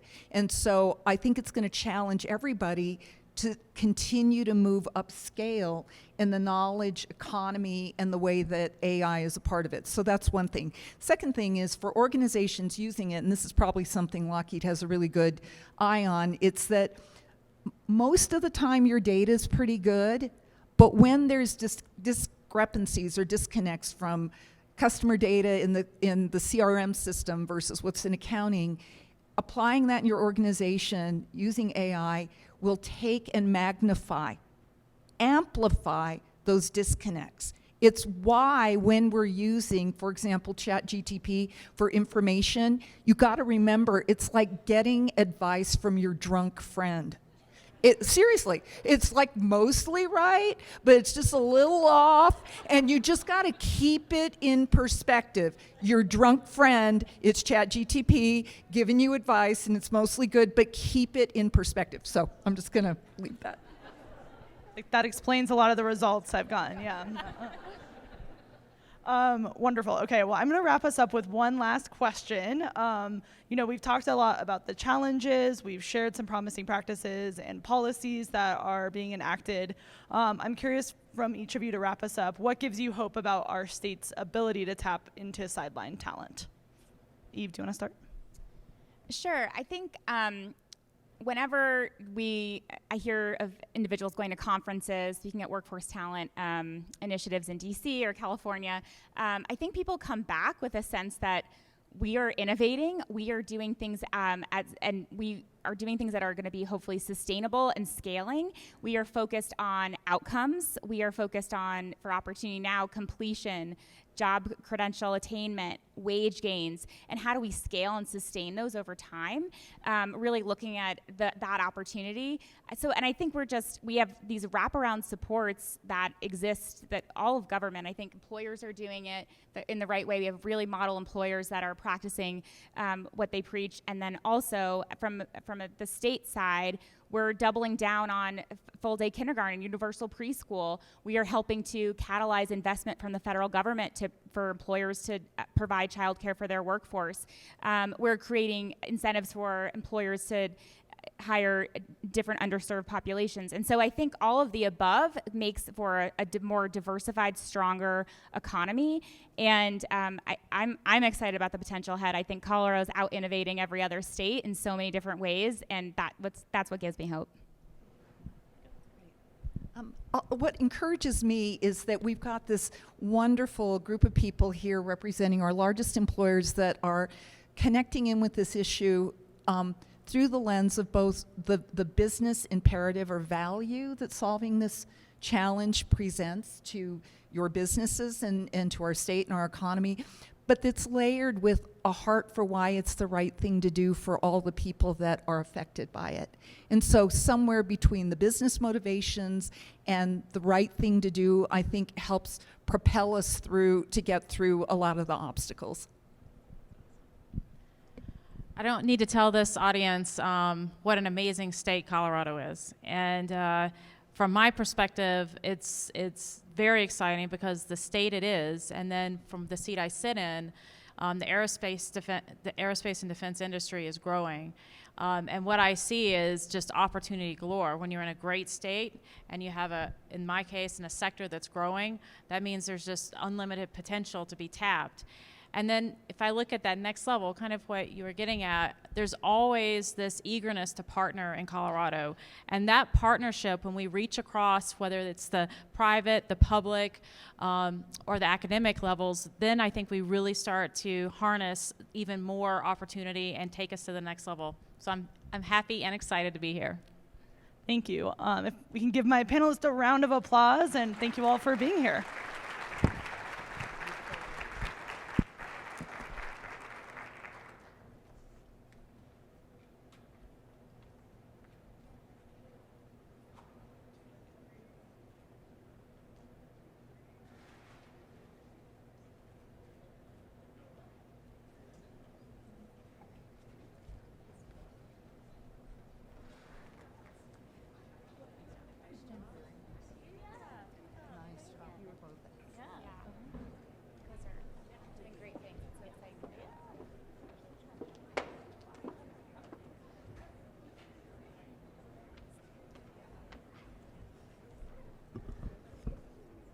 All right, now it is time for our second business spotlight.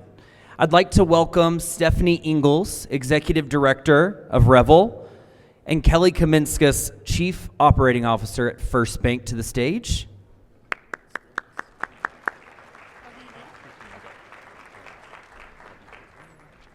Let's see if this one works for you as well.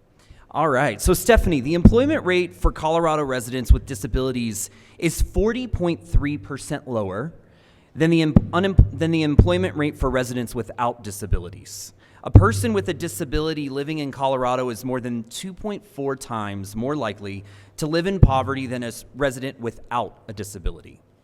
What specific initiatives or accommodations has your organization implemented to support individuals with invisible disabilities in the workforce, and what have been the key outcomes or impacts of these efforts on both employees and the organization as a whole? Thanks. Oh. Is that? There we go. Hello? There we go. Okay. Glad to be here today. Thanks for having me here. Our organization, Rebel, is a local nonprofit here in Denver, and we support individuals with autism and intellectual disabilities in a variety of ways. One of those ways being gaining meaningful paid employment in a supported work environment. So some initiatives that we have implemented using inclusive hiring practices in our own organization, and also working with like-minded organizations that are implementing them as well, and interested in learning more about how to hire and retain this untapped talent within this neurodiverse population. So inclusive hiring practices, we've heard a lot about this today. Skills-based hiring, this is really crucial for people with autism or disabilities who are not able to interview in traditional hiring ways. They have challenges with communication, and you're really missing out on being able to see their skills and to see what they're capable of doing by following traditional hiring practices. Some of the biggest initiatives that we're focusing on are really working, again, with those like-minded organizations and shifting the narrative and changing the stigma around hiring people with disabilities. We help people with businesses specifically focus on strategies how to help people with autism and intellectual developmental disabilities. The nationwide rate of individuals that are unemployed with autism is 85 to 90%. So working through those challenges, helping people find that untapped potential, and really supporting business managers and hiring managers with the tools needed to reduce that rate. Outcomes and impacts that we've seen. Creating an inclusive workplace focuses on strengths of these individuals. Seeing people with disabilities succeed motivates other people to succeed and thrive. It increases productivity and morale. Individuals report a sense of self-worth and a purpose by having a job. And that has strong work ethic and high retention. So hiring people with disabilities can enhance your workplace culture and support your business initiatives. I'm really looking forward to connecting with many of you later and seeing what's been working in your workforces and to figure out how we can employ people with disabilities and support your organizations. Great, thank you. All right, Kelly. So Kelly, in your experience, what are some effective strategies for fostering a culture of inclusivity and empowerment for individuals with invisible disabilities within the workplace? And how can organizations work towards creating environments where all employees feel valued? Great, thanks. All right. Can you hear me? No. Use this one. We can use. Oh, sorry, second. Okay, we'll try that again. Thank you. Well, thanks, Keith. Just a point of reference. I'm with First Bank. We have about 2,800 employees, and so that represents a whole wide swath of individuals, which we're proud to have as our First Bankers across Colorado, Arizona, and California. One of the first things I would say is you need to make it a safe place to self-identify. It's important for people to be able to live their truth. And we found ways to do that by creating employee resources group. So our most recent employee resource group is a neurodiversity employee resource group. We support it with executive sponsorship. And those are individuals anywhere with just a passion for the workforce, or oftentimes parents of children that are neurodiverse. And so they bring a passion and a desire to change the workplace so that it can be a better place for their children someday. We really find that the ERGs do two things. They create connection for the employees and an ability to have a community, as well as educating us on the resources needed for this group to thrive. One quick thing I would just say, if you don't know where to start, we know that we don't know everything, and so we partner with groups such as Rebel to make sure that we can support these individuals in areas that we might not be fully versed on. Great. Thank you, Kelly, and thank you, Stephanie.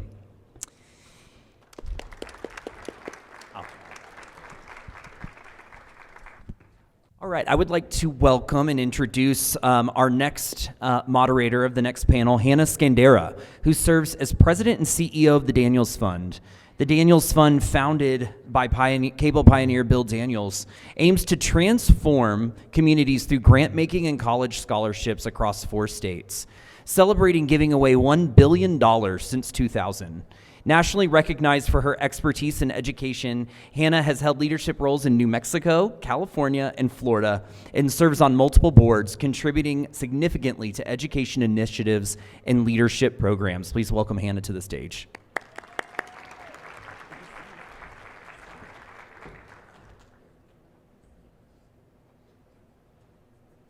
Good afternoon. Oop, maybe not this one.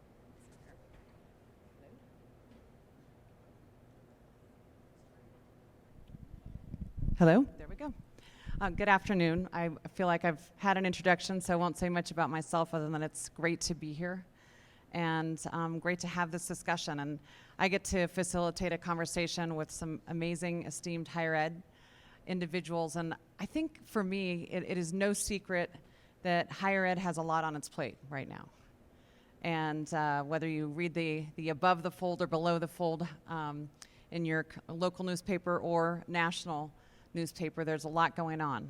And then there is higher ed, and how is higher ed preparing the next generation for the workforce? And what does that look like? And how can we continue to evolve and be agile in an ever-changing environment? So I will just say that I'm excited to hear from our distinguished panel, and I'll give a quick introduction, but I want to just lay a little groundwork. I'm sure many of you know these statistics and know a lot about higher ed and workforce, but just to give a little context for Colorado and our higher ed space. According to the Lumina Foundation, Colorado has one of the nation's most educated workforces, ranking first with 62.9% of our population aged 25 to 64 having some form of post-secondary credential. That's the good news. This is largely the result of talent coming to the state with their credentials, not Colorado graduates pursuing post-secondary education programs. In Colorado, high school graduates going to college was more than 10 percentage points below the national average at 49.9%. The national average is 61.8%. I'm also sure you're pretty familiar with our current data around student debt.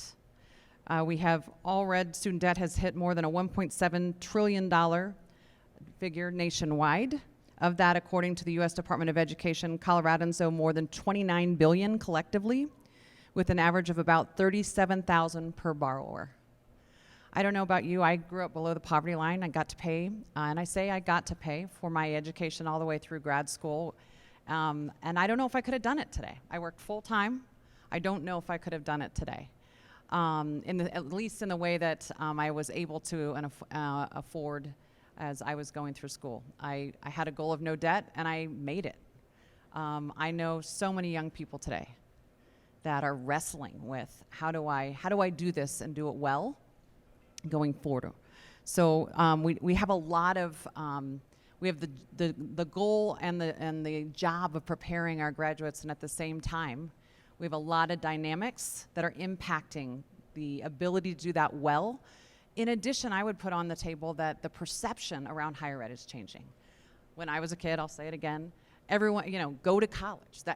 College is the upward mobility trajectory.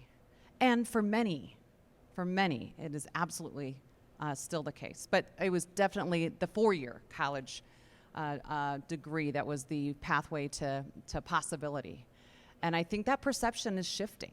And I'm excited to hear from our panel, because I think we've got a group of leaders who are agile and responsive and thinking through how to best match the dynamics of the day. And I will just say once again, just a shout out to our leaders, because as I said, if you're reading the newspaper, there's a lot more going on in higher ed than the traditional education. I'll just put it that way. I'm sure there's a lot of education going on, but there's a lot more than that. And that's a lot to manage and think about. And if you're really in the weeds, you're aware that there is something called the FAFSA that gives a lot of folks information about students and their income, that informs a lot about what they have access to. And we're currently in I'm going to call it a debacle, which leaves most of our kids who need the most help without clear information about what they're going to get this fall. So like I said, and all that is going on, we have some incredible leaders that are really forging pathways forward that are agile, responsive, and innovative when it comes to the workforce. So I want to welcome to the stage our panelists, and I'll start with John Marshall. He is the 11th president of Colorado Mesa University, which is a mid-sized comprehensive public university in Grand Junction, Colorado. Under his leadership, the campus has taken an innovative, values-based approach with focus on radical affordability and serving first-generation students. Welcome, John.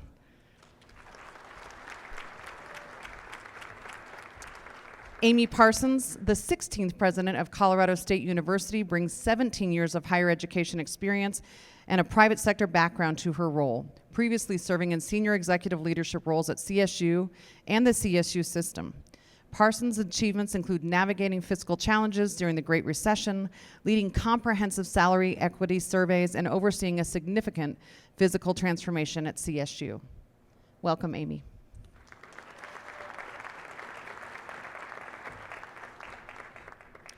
Dr. Mordecai Brownlee is the 6th president of the Community College of Aurora, spearheading significant changes and improvements in the student success agenda within the first 3 years of his presidency, including embarking upon the college's first capital project in 24 years, record-breaking fundraising, hiring the largest and most diverse faculty ranks in the college's history, developing its first school of nursing, and, punctuation mark, increasing student completions by more than 20%. Welcome, Mordecai. And last, but certainly not least, Dr. Andy Feinstein is the 13th president of the University of Northern Colorado. Since joining in 2018, he has implemented a comprehensive 10-year strategic plan, pursued the creation of an osteopathic medical college, and strengthened the university's financial position, all while maintaining a students-first focus and fostering an inclusive environment. He has also led efforts among the presidents and chancellors of Colorado's public colleges and universities to ensure institutions advocate for the needs of higher education with one voice. Welcome.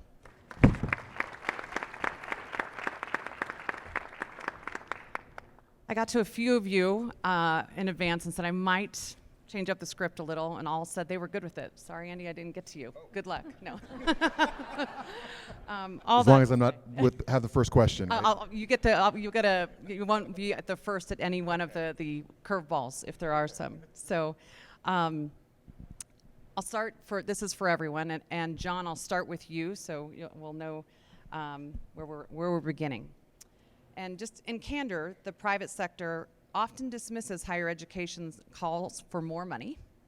Perhaps there is a misunderstanding of the funding model, how your institutions differ from other types of large-scale organizations, or even how campus priorities are established in the first place. Give us a quick primer on why Colorado institutions seem to always be calling for more money from the General Assembly. Good luck. Other than that, I wasn't playing Mrs. Lincoln. Well, good afternoon, everybody. Thanks so much for your courtesy. Welcome to what I hope is a really interesting conversation. I'm from Grand Junction, sunny western Colorado. Despite popular myth, it is within Colorado. It has not been taken by Utah just yet. The conversation around funding is a challenging one in some ways because Colorado is a somewhat low investment state. So you can look at that one in two ways. I think our colleague Tony Frank does a nice job of talking about the efficiency of that in terms of Colorado's ability to produce 48 degrees, and that is true. But what I would say is if you close your eyes and you said, we're going to start from scratch, clear the decks, wipe the board, how would you fund higher education in Colorado? I think what you would do is you'd say,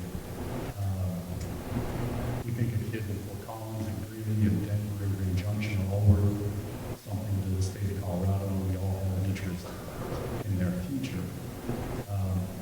You might even go the next step and say those kids that are first in their family to go to college might take a little bit more support. The evidence suggests that that's the best predictor of whether we get a college degree, right? More powerful than degree, specifically mom. If mom has a college degree, your odds of getting a college degree are exceptionally high. And if neither of your parents have a college degree, it's going to be a long road.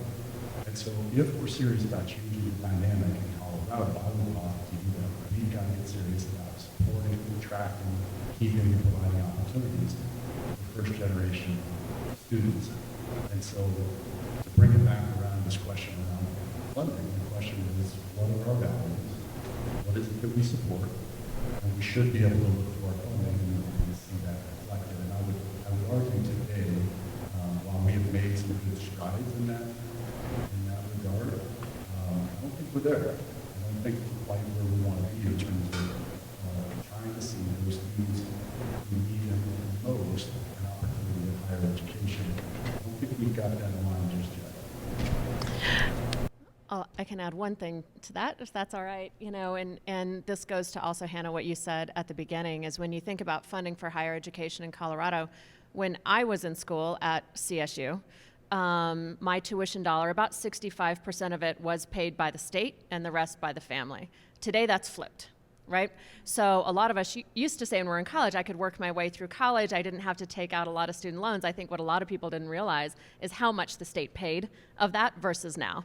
So it's actually not so much that the cost of college has gone up, it's who's paying for college that has flipped over time. Whereas it was, 2/3 roughly the state of Colorado when I was in college, now it's 1/3 today, and 2/3 is paid for by the family. So who pays has shifted more than the cost of higher education going up. But I think what might surprise some people, and to your point about debt, overall student debt, at least at CSU, is actually going down. So today, graduates of CSU who are graduating this week, about half of the students are graduating with no debt at all. And of the students who are graduating with debt, this year we anticipate the average is $22,000. And not, insignificant, but $22,000 and the default rate is less than 2%. Students are paying it off because they're getting good jobs. So what I worry about is this narrative about student debt that will prevent people from going to college, and that message of us getting through of if you are the lowest income students, if at CSU, if your family makes below about $75,000, you don't pay tuition at all. That is paid for through financial aid, through a combination of state and federal and private, and we guarantee that to students. So a lot of it is messaging more than reality when we're telling the story about cost and student debt. I would add that when I arrived in 2018, Colorado was at the bottom of this country as far as funding higher education. We were 48th out of 50 states in per capita funding.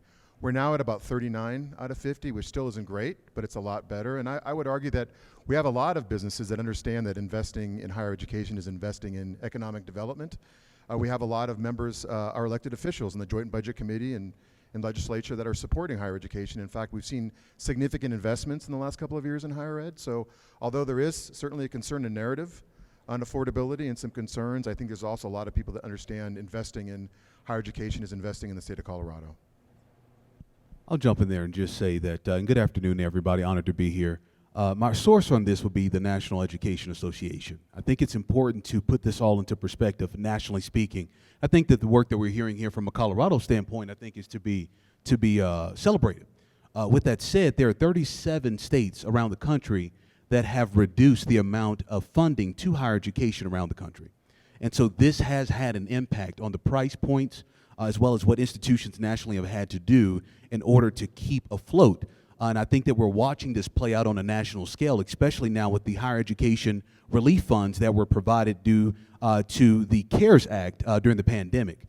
Institutions, for the most part, are entering or have just completed their fiscal year, their very first fiscal year, without those HERF funds and being able to claim those losses. And I think that that in itself is also going to be very a telltale over the next, I would give it 24 to 36 months to see what institutions are able to do from a price point standpoint to make sure that they are not thriving and surviving on the backs of the students, the ones with the dreams. This is for all of you as well. We've heard today Colorado's workforce is dynamic, mobile, and diverse. Against that backdrop, many believe that our historically traditional higher education system should evolve, and that the idea of enrolling students who attend college full-time, live on campus, kind of that, when I was a kid experience, needs to change. How are you thinking about that? Are you seeing that? And what are some of the unique things that you're doing on your campuses as you think about that? Maybe I can start. We certainly have changed. If you think about what has happened in this country in the last 4 years, how universities have pivoted with technology, with artificial intelligence, with addressing the pandemic. Yes, we have a lot of traditional students. We have 18 to 22-year-olds that are coming to our universities and expecting a college experience. But we have a lot of people coming from industry, looking for credentials, for certificates. They're asking for specialized educational experiences. We heard a lot of that in our previous panel as well. So we are adapting. We are being, I think, very nimble in many ways. We could probably list off all the credentials and certificates that we've created in the last year to address technology, to address the changing landscape of workforce development. So, but there are a lot of traditional students. We still house thousands, tens of thousands of students in Colorado, and our student housing, we provide them not only an academic experience, but a life experience of living on their own and working in teams, which you heard was also important. And those are, I think, parts of the educational landscape that are still alive and well. Anyone else? I mean, I actually think in some ways, some of the more traditional model of higher education to some students is more important than it ever has been. So we're all innovating in creating certificates, of working with industry, of serving lifelong learners and serving industry and research and things like that. But for these students, we have 35,000 of them over here in Fort Collins. For a lot of them, a lot of the value of going to college is learning how to work with people who are very different from you, learning how to work in teams, right? Living with people, being in labs with people, being in classrooms with people, protesting, counter-protesting, all of those things with people who have come from very different backgrounds than you are. This is a place where they learn that, those social bridges, those social bonds between each other of living with each other, right? On a college campus. Where else are they really gonna get that? We're a research institution, so being in the research labs with faculty, with researchers on the cutting edge, that's important work. So we talk a lot about innovation. I still think that there's a really important place for a more traditional college experience just because of those social bonds that need to happen on a college campus today. So, and our statistics show that 10 years from now, 85% of the jobs that our students are going into don't exist today, right? So we are educating students for the needs of today's workforce. We're creating new certificates, sustainability, cybersecurity, addictions counseling, all of those things. We're also helping students understand how to be good citizens, how to research, how to think, how to work with one another, because the workforce for sure will look different down the road than what they're graduating with today. I would double down on what Amy just said. If you think about our lives as adults, we sort of vote with our feet, right? We tend to work with people who think like us. We tend to live in neighborhoods who maybe aren't like us. We tend to worship with people who believe the same thing. We just surround ourselves with people who are like us, right? Who vote like us. And college is that one time where you get to experience something that is very different, right? And so I think for a civil society, a pluralist society, it's absolutely vital that we continue to do that. And I'm not exactly sure what we mean by a traditional experience, but I would also say $90,000 a year is unacceptable. Like, that's absurd. Who is going to write a $90,000 check to go to some so-called brand name elite institution? It's absurd. Real people can't do that. And so I would say the elephant in the room is college costs too much across the board. We charge $10,000 a year for almost a mistake, and it's still too much.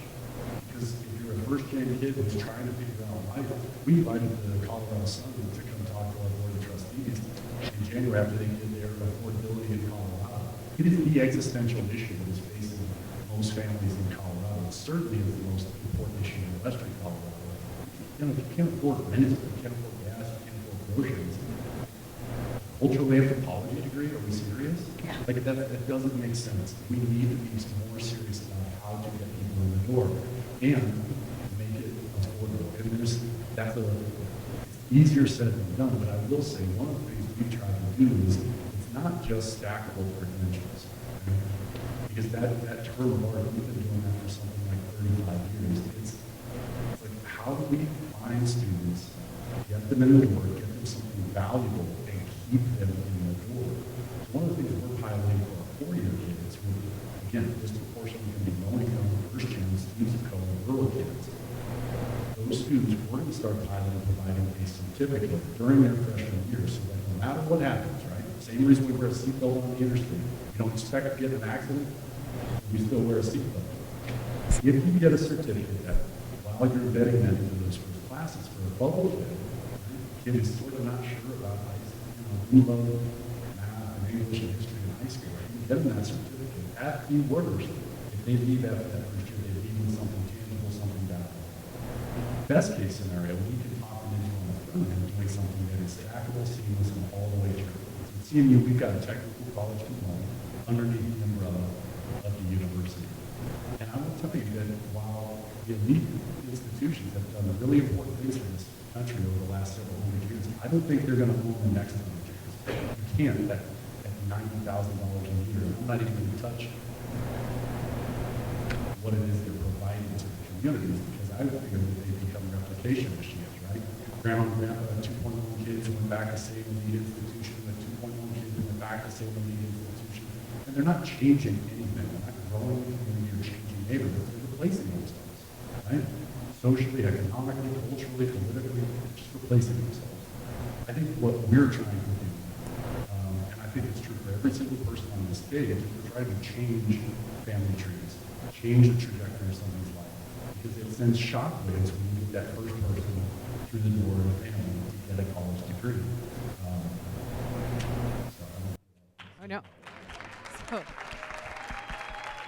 John, I was expecting you to open up the can of worms. You did a great job. I'd love for everyone to respond to this, at least seemingly public perception, but I think we see it in numbers as well. This is higher ed bringing the ROI that it has to bring for the cost. And my perception of each one of you is you've taken a pretty hard look at that question, and you're not doing the $90,000 a year. So respond. All of us have, I think, at this point, tuition promises as well. I mean, I think for UNC, if your family's making $65,000 or less a year, you're not paying for college. You're not paying for tuition fees.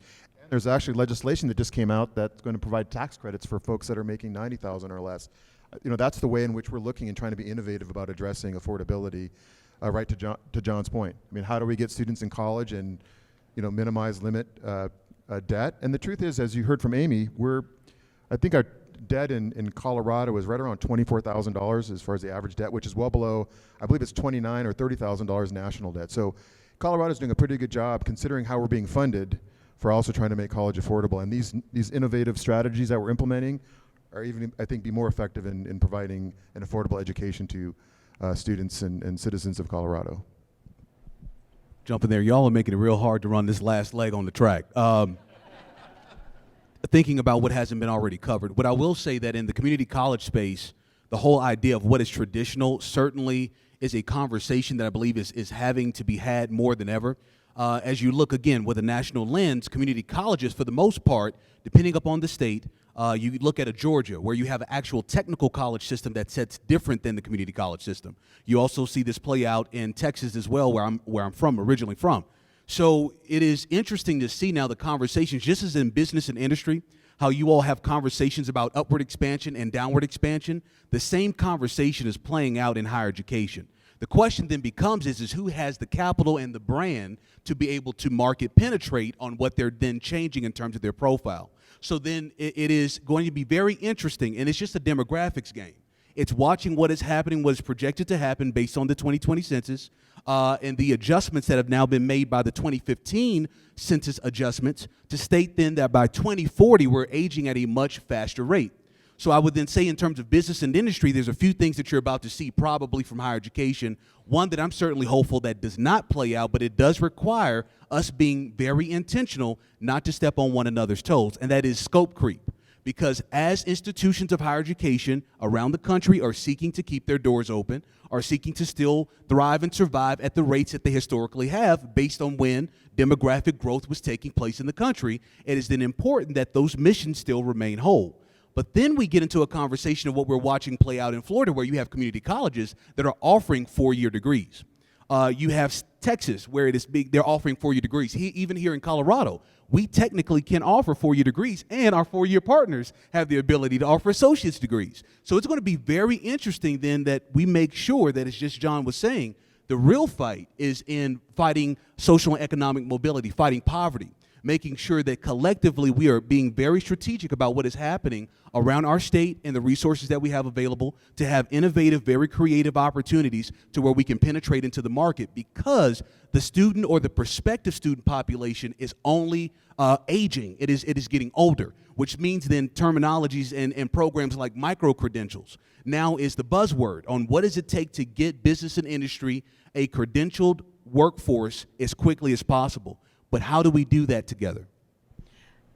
Can I ask a question of you, Mordecai, on that? So, my perception is that those of us running 4-year institutions need to work with you better, need to work with our community college partners better, because, you are around the state of Colorado. You're a really important resource, especially to our rural communities, because a lot of students want to start there, start close to home, start in their community colleges. The statistics show that students who are starting at community colleges, about 85% of them want to achieve a 4-year degree at some point. Those that do is under 20%. It's a leaky pipeline of the students who start who want a 4-year degree. So I think it's on us to figure out how to really strengthen those pipelines between the students who start at community colleges and end up with a degree, a 4-year degree from one of our institutions. I don't have the answers here, but I think that focus and that change in institutions like CSU to say, we want your students, because when your students come into CSU after their associate's degree, they succeed at the same levels as the students who start as first-year students at CSU. Those students have grit, they're tremendous students, and we want them at our schools. So we need to do a better job among us, right, across the state of Colorado to make sure that those students who want a 4-year degree can transfer in, that it's easy for them, right, to get in and complete. I'll quickly just jump in there because she opened up a can. She did it, okay? I think that based on the last panel that was just here about legislation, we have to use then Colorado legislation to our advantage.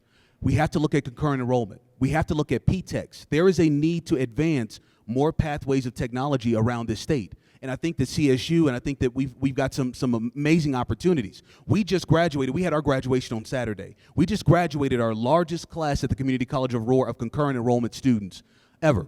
With that said, now you have a stronger K-14 pathway and pipeline, but how do we expand it to K-16?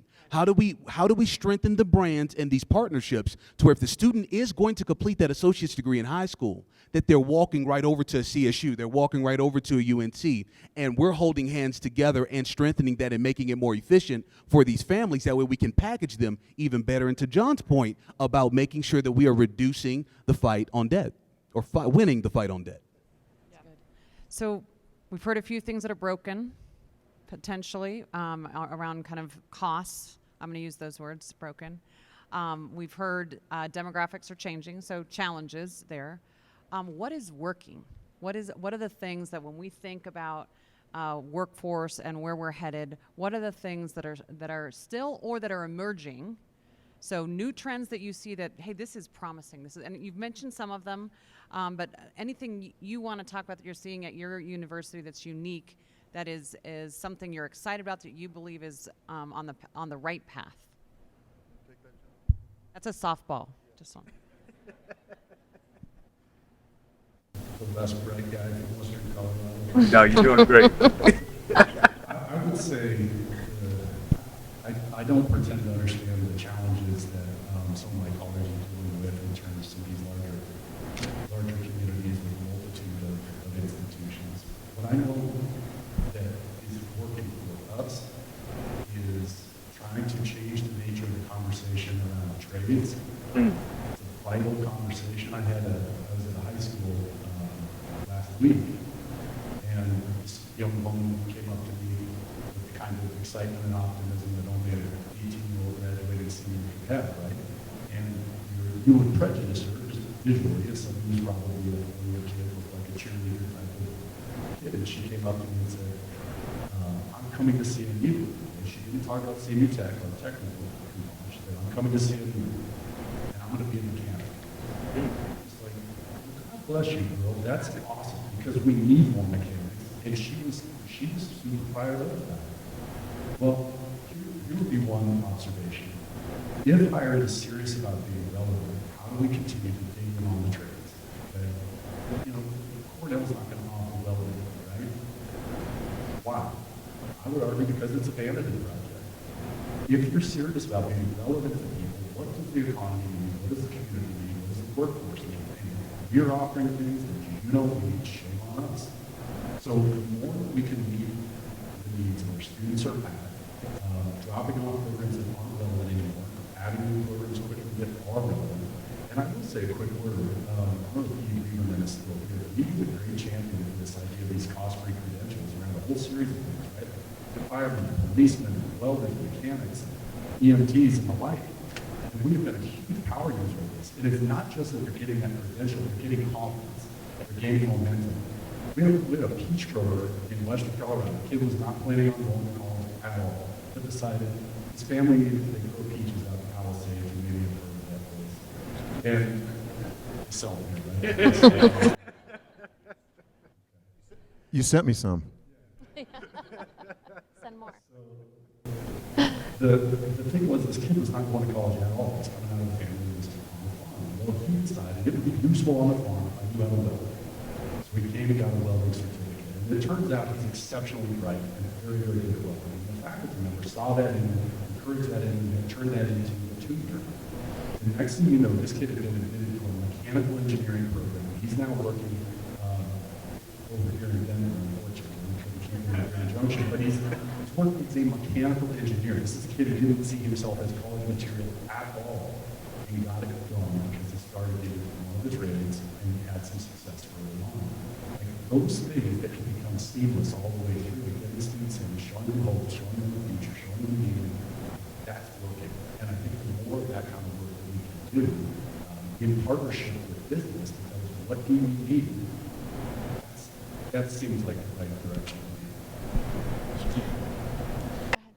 I'll just add, I think about the students that are at our universities. My university, 43% of them are first in their family to go to college. Over a third are at the poverty line or below and receiving Pell. We're changing people's lives still every day. We just went through graduation. I think all of us went through graduation and I shook 1,500 hands in the last 2 days over the weekend, and the look in their eyes and meeting their families and realizing the impact that this college education made on their life is tremendous. I think we're doing that very well in Colorado. In terms of good news and what we're excited about, I am so excited about the research ecosystem that is developing not just at CSU, but in Colorado. Colorado is becoming an absolute research powerhouse in the middle of this country. I mean, CSU alone this year, we predict we're going to do $530 million in research, and a lot of that is federally funded research. Some of it are these big grants that we're getting in, that it's big team research with the federal labs in Colorado, with lots of universities working together, like the Co-Y Engines Lab, right? Where it's going to be $160 million over the next 10 years coming into Colorado and Wyoming on climate change projects, right? I mean, we have Marvel Fusion coming to Colorado, bringing the most, I'm not exaggerating, the most powerful laser in the world to help fuel our quantum economy in Colorado, going onto our Foothills Research Campus. Companies like Zoetis, which is the world leader in vaccines for animals, sited in Fort Collins, they brought 100 of their scientists in to live and work inside CSU, working with our talent, working with our researchers. I mean, we're producing startup companies, we're producing hundreds of new patents and innovations every single year. The amount of ripple effect from the research ecosystem from our universities is billions of dollars to the state of Colorado. And we're just coming on, right, in areas of biomedical, in areas of sustainability, climate change, quantum, engineering. It's incredible what's happening in the research ecosystem right now. That helps our students because students have the opportunity to live and research and work alongside cutting edge researchers. They have, even our undergraduate students, our graduate students have internships right there. They have jobs right there. Companies are coming here to hire these students, right? And to be close to our talent and close to our research. So we've been talking a lot today about the journey of the student, right? Going through higher ed. But we've got the companies coming to us, you know, companies like Canvas Credit Union. We just did a deal with T-Mobile, Zoetis, Nutrien, who are who are citing with us to have access to our intellectual capital, access to our students, to our faculty, and our researcher. And that helps the students, but it helps the whole economy of the state of Colorado and certainly the higher ed ecosystem here. Great work with team. I'll just say that we're really excited at the college. We're in the process of building a new Center for STEM, Power, Mechanic, and Applied Technology. Matter of fact, on Monday, Congressman Jason Crow is going to come and present us with a check for $150,000, and I plan to ask him for more. So that will be taking place. But we're, as we talked about that traditional shift, we're now looking to expand into career and technical education, which was not a part of our original charge as the Community College of Aurora. We're doing this deal along with Oakwood Homes, Pat Hamill. He's bringing Build Strong Academy, and their new headquarters will be within the Center for STEM, Power, Mechanic, Applied Technology. This is going to create a seamless pathway of the non-credit to credit pathway directly towards engineering and construction management, so that's exciting. Also did a deal with Wagner Equipment and Transwest out of Brighton, Colorado, and we're going to now have a training academy for their technicians and their needs. They're out of the Center for STEM, Power, Mechanic, Applied Technology. Also with Aurora Public Schools, we're bringing the first pathway for technology to the city of Aurora. This is essentially an early college high school model cut in half. You have students then that are not being instructed for a full day of high school instruction on the campus. They're being instructed for 4 hours. So the bus will bus them in for 4 hours. They'll receive that instruction. It'll bus them back out. But what this will do is create a new pathway and pipeline towards there being more associates and certificate completers in the high schools. But we're also addressing what seems to be the fight about lack of reliable transportation for many of our families that are seeking social and economic mobility. So we're addressing that head on. Terrific. Really good. I said earlier, according to the Lumina Foundation, Colorado has one of the nation's most educated workforce, with nearly 63% having at least some form of credentialing in higher ed. I then followed, though, and said that there's more importing than producing, if you will. If you look at the national average is about 61.8% for high school graduates going to college. We're nearly 10 percentage points below that in Colorado. From your vantage point, what is that about? What's happening there? We know Colorado's a great state to move to, so we'll start there and say, I'm taking the easy one off the table. What else do you think is driving that? What needs to happen in Colorado to change those numbers, or does it need to happen? What's your view on that 49.9% versus nearly 62% when we compare to the national average? You know, part of it is we have a pretty vibrant economy. There's a lot of great jobs out there that pay, very good entry-level salaries. And having students think about the long-range implications of a college degree and the impact it has over a lifetime is something that we need to work on. But that's, I think, indicative of having a great economy. And those are things that we need to make sure that we address with our students about what's the future look like 5 or 10 years down the road, and provide them those opportunities now when they want to be a manager or a supervisor or have a technical skill. Those are things that we can certainly support.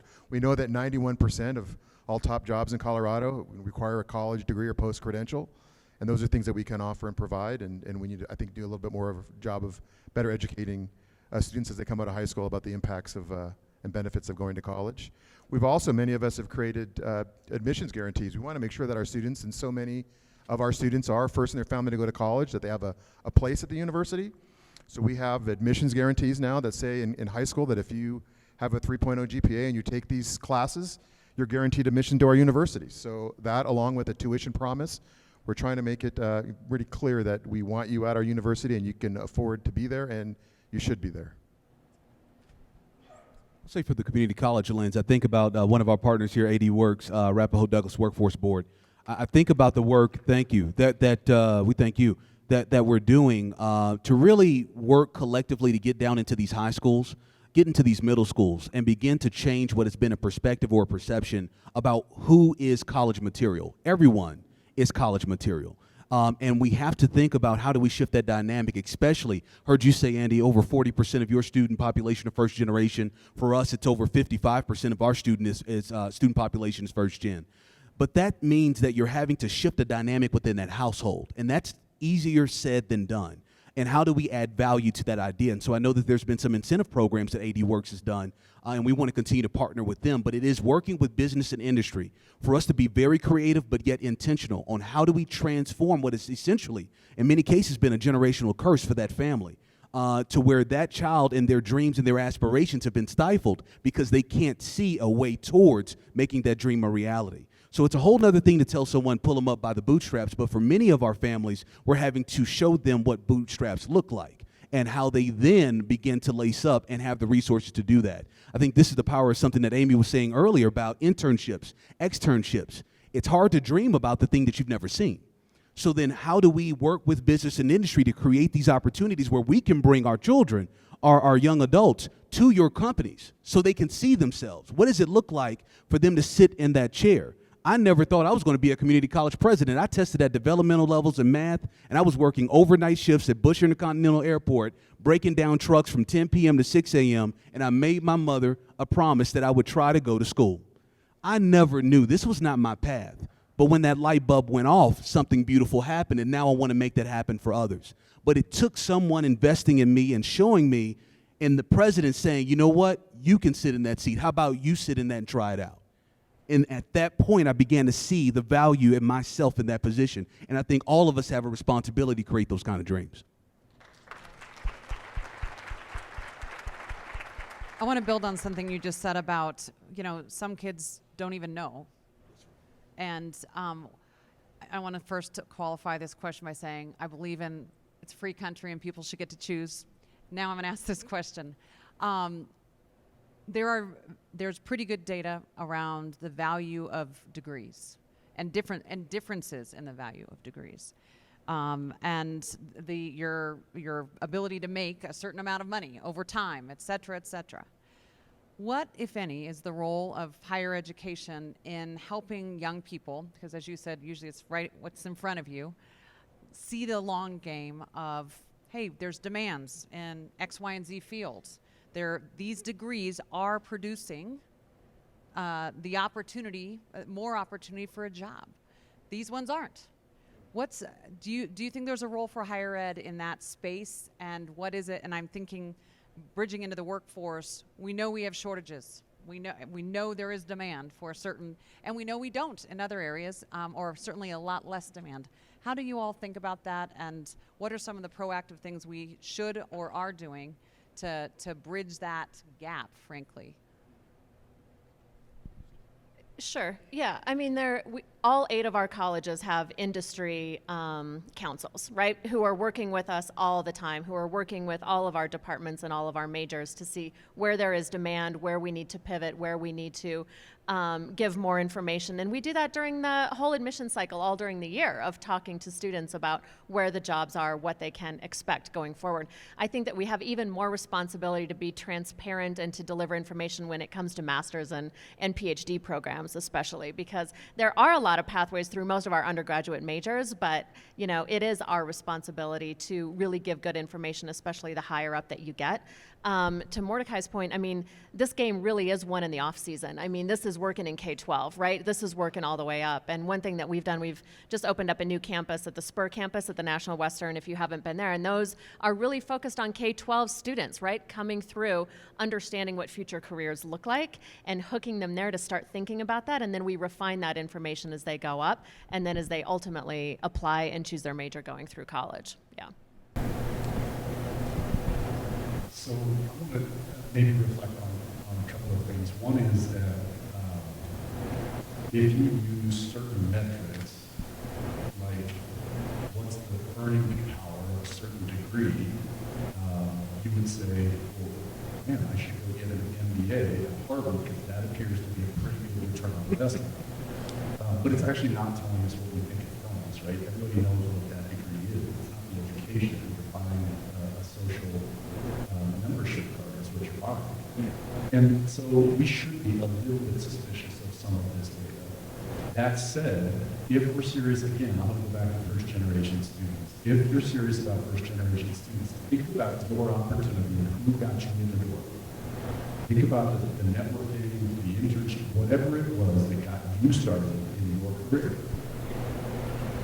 What first generation students often lack are those connections, right? They don't know what a Bursar is or what FAFSA is or what you're supposed to wear at a cocktail hour or the rest of it. And so one of the things we're experimenting with is what we're calling a springboard fellowship, where we're pairing students, first generation students in their their junior and senior year of college with a business mentor and start to talk to them about what does that mean, and does what you do for your own kids or the friends of your kids, right? Because if you're a first generation kid and you don't have that adult network in your life, how do you break that? So even if you have the degree, you actually don't have access. And so we're piloting this idea with some private partners to see, can we demonstrate that actually pairing them with a business person, getting them the kind of social network that they need, and then giving them a small grant at the end of this thing when they graduate to say, here's a small grant to get that first down payment on an apartment, to buy that first business, to get your foot in the door. If you don't have those things, the truth is that the degree is only part of it. You've got to also get them in the door, because otherwise, how do they wind up in this room? So I think we're going to be able to show some pretty good results out of that program here in about 2 years, but it tells you what we all kind of intuitively know, which is, yes, the education matters, yes, the credential matters, but there's a hell of a lot more to it, and we've got to figure out how to continue to make pathways for those who haven't traditionally had them, which is to say, those who are typically first generation rural kids that haven't often been immigrant. This is one of the more difficult messages for us all to get out, right? Is that it's easy to look at, this is how much you pay for a degree, this is your starting salary and whatnot, but it's just such a, it's a significant piece and it's something that we're all comfortable talking about. But over the lifetime, not just your earning power, but no matter what your degree is, you're actually healthier, you're able to survive recessions better, you create more jobs. I mean, all of these different social values that come from having that degree and having from that experience that you can't quantify, but we know exists. That's a hard message for us to get out. I think we could do a better job of providing more career experience to students early in their academic career. There's a lot of research happening where we've got a Lumina grant focusing on career readiness and thinking about how do we expose students in their freshman and sophomore year to jobs that they think they're interested in. So they're not just taking all general education core classes their first year and then they find out in their junior year, this isn't what I wanted to do. So how do we provide, internships, externships, and, work experience early on, let's say even in the freshman experience. I think that's something that we could do a lot better job of at universities. I have one other thing. There's the inverse of this conversation too. And by that I mean, I'll use our community as an example. Our suicide rate is like 3 times the national average. Okay? The mental and behavioral health needs of our region are significant. And newsflash, you're going to make $60,000 a year as a licensed clinical social worker, an independent provider that can provide mental health care to our community. Who's going to pay $40,000 for a master's degree? You'll make 60. It doesn't make any economic sense. So we've got to figure out ways to put a thumb on the scale there. So what we've done is we've partnered with both private industry, our city chipped in some ARPA funds, we found some grant funds, and what we're doing is we're helping scholarship those individuals while they go to school. But it can't work if you want to, right? You've got to go practice an hour and everything else. So if you're going to work, we're both trying to earn that credential and then turn around and invest in the community. We're now going to provide some additional dollars as sort of a grant of payment process to keep them in behavioral health deserts like the rural communities in western Colorado. Those are, to me, those are the sort of things that, if it's purely an ROI conversation, you will incent us to do one thing. But the question is, what is it that the return looks like? And there are financial returns and there are social returns. And I would say that we've got to be considering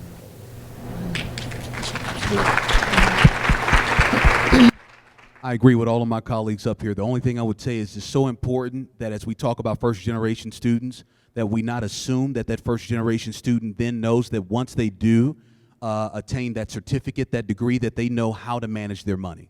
And then we get into a whole nother conversation about literacy and acumen when it comes to finances. And so part of the conversation that we've been having at CCA, even in our English second language program, which has been a very strong program for us, historically speaking, we're now going to embed entrepreneurship into the training of ESL, because we understand that those individuals are coming from other parts of the world, that they have the acumen, yet it is now learning how to maneuver that acumen into the American ecosystem. But then there is the component of students that are now, they're not just first gen, they're now first generation career.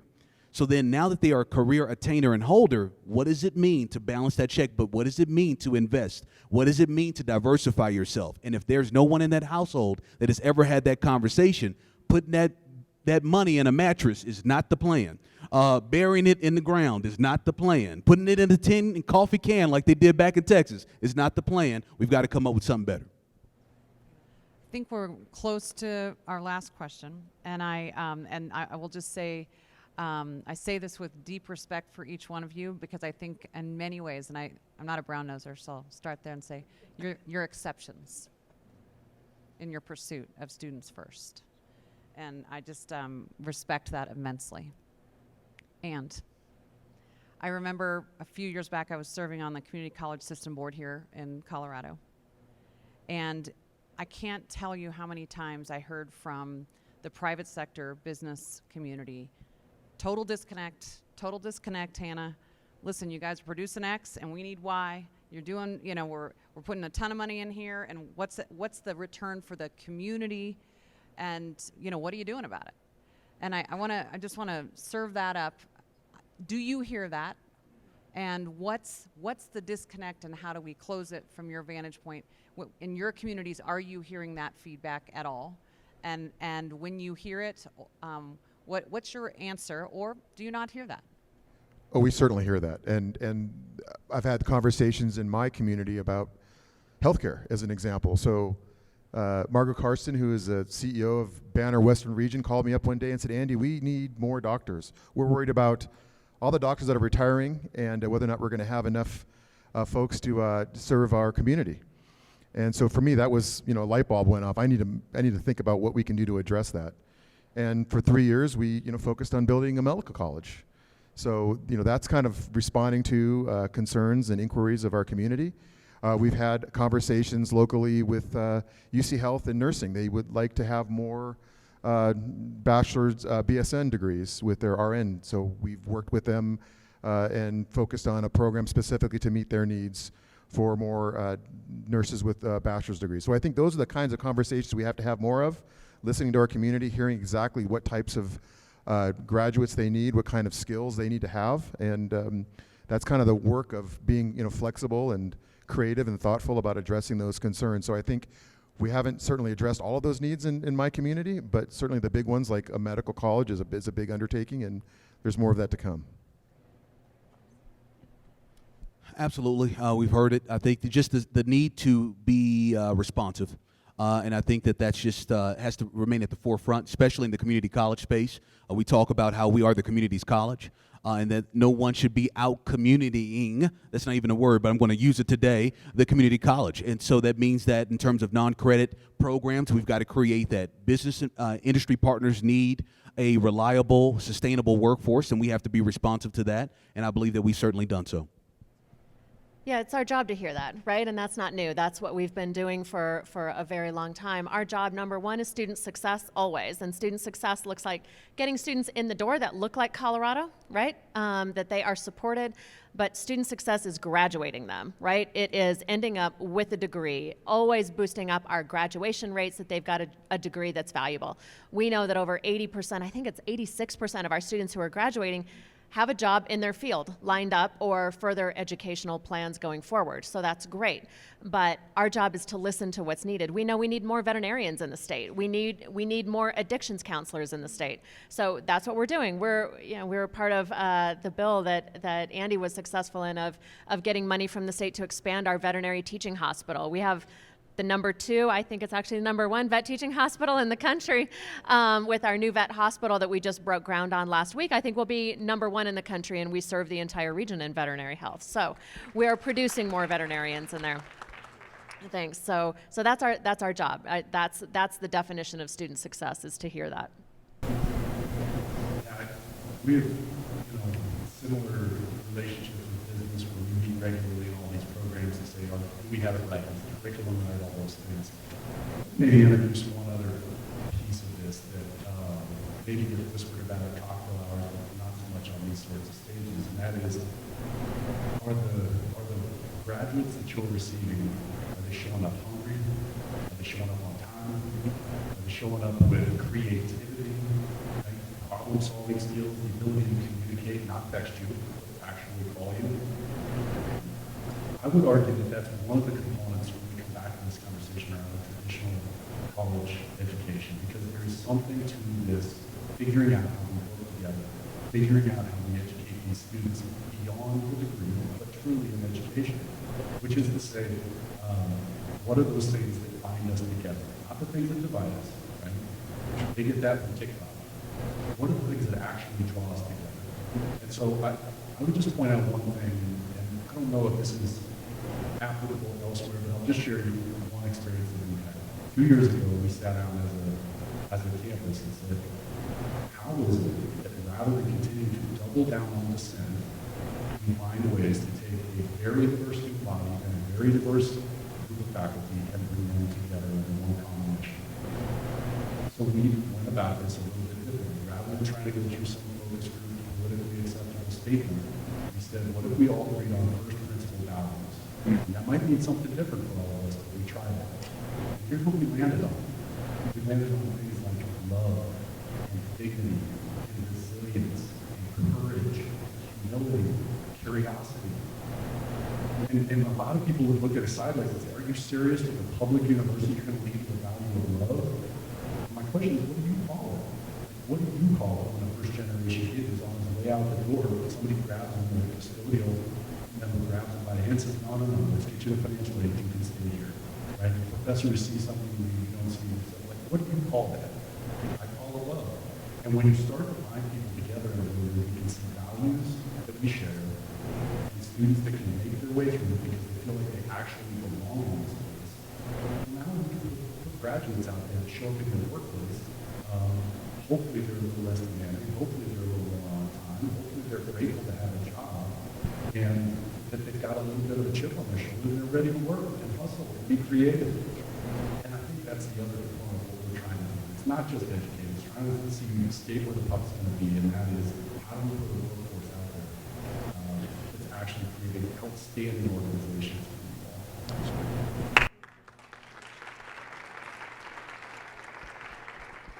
Will you join me in a full round of applause for all of our panelists? Thank you.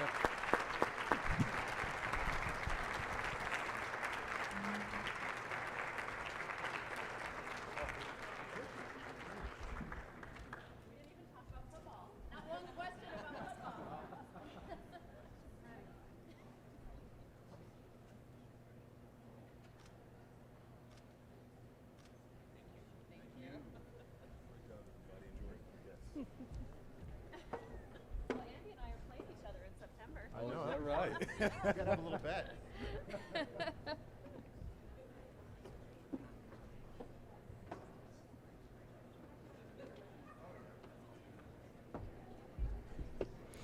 All right, so for our final business spotlight of this afternoon, I want to introduce Danny Moore, CEO of De Novo Solutions, to the stage. Round of applause for Danny. It is on. All right, it's live. Hope you guys don't mind. I'm going to stand out here. I put this suit on. I want you to see it. Oh, yeah, that's perfect. So, Danny, how does De Novo Solutions ensure that its workforce remains agile and adaptable to meet the evolving needs and challenges within the defense and intelligence sectors? And what role does ongoing skills development and training play in the process? Good. Before I answer that, I want to give credit to everyone who's here. Do me a favor. If you are associated with academia, please stand up for a second. Okay? Remain standing. If you're associated with business, please stand up.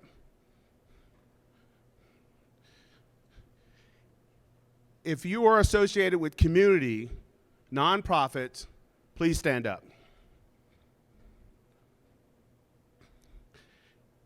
Is there anyone here from the government? All right, stand up. This is why Colorado is going to solve this issue. Because we have everyone in the room, we all have a seat at the table, and we're combining our knowledge and skills to solve this problem. So thank you all. Applause for everyone. So how do we stay relevant and agile? First and foremost, we have one principle, and that is hire good people. You know, we could teach skills, but when you hire good people who are driven, we don't worry about their education, we worry about their drive. We worry how they fit within the community. Because when you have a sense of community, you work harder. I don't have to tell people to come to work and spend time there. They show up with a smile on their face, they stay long, they work together, they build long-lasting relationships. So how do we stay relevant? We stay relevant because we make sure that people have a sense of community. That's where we're at. And where's John?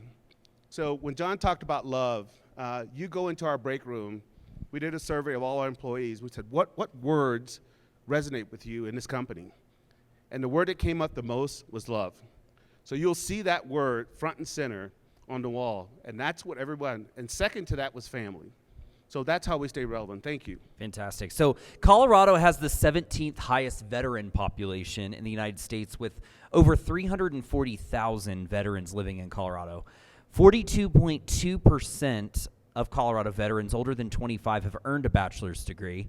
As a veteran yourself, what unique insights or approaches do you bring to the recruitment process for veterans at De Novo Solutions, and how does the company prioritize the hiring and retention of veterans within its workforce? So I'll take that in reverse.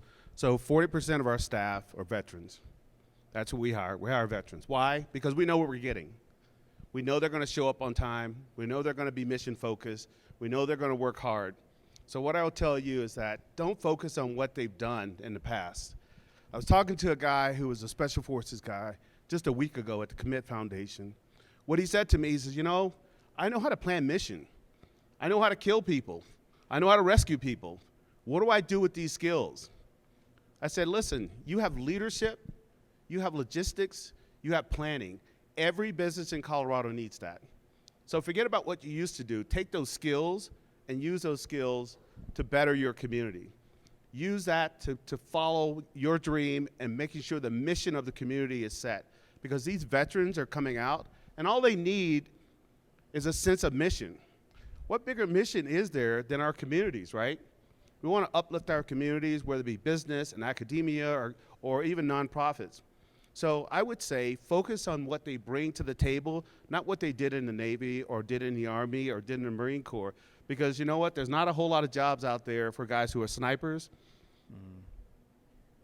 That was supposed to be a joke, okay? But there are a lot of jobs out there for a guy who's detail-oriented, right? And that's my point. Thank you. Thank you, Danny, very much. Round of applause for Danny Moore. Thank you. I'd like to welcome Debbie Brown back to the stage for some closing remarks.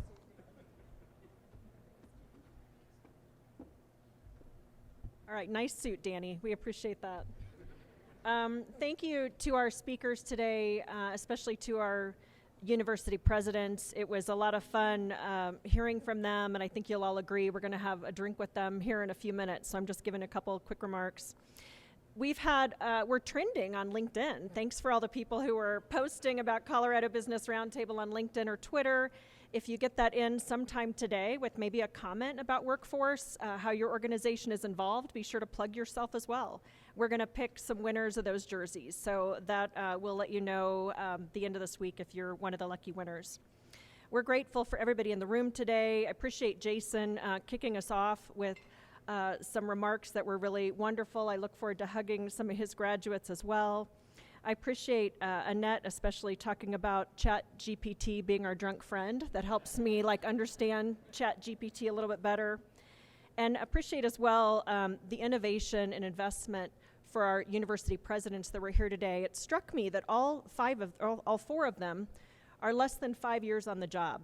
We have new innovators here in Colorado that are churning out a talent pool that we can be proud of. So really excited to work closely with them.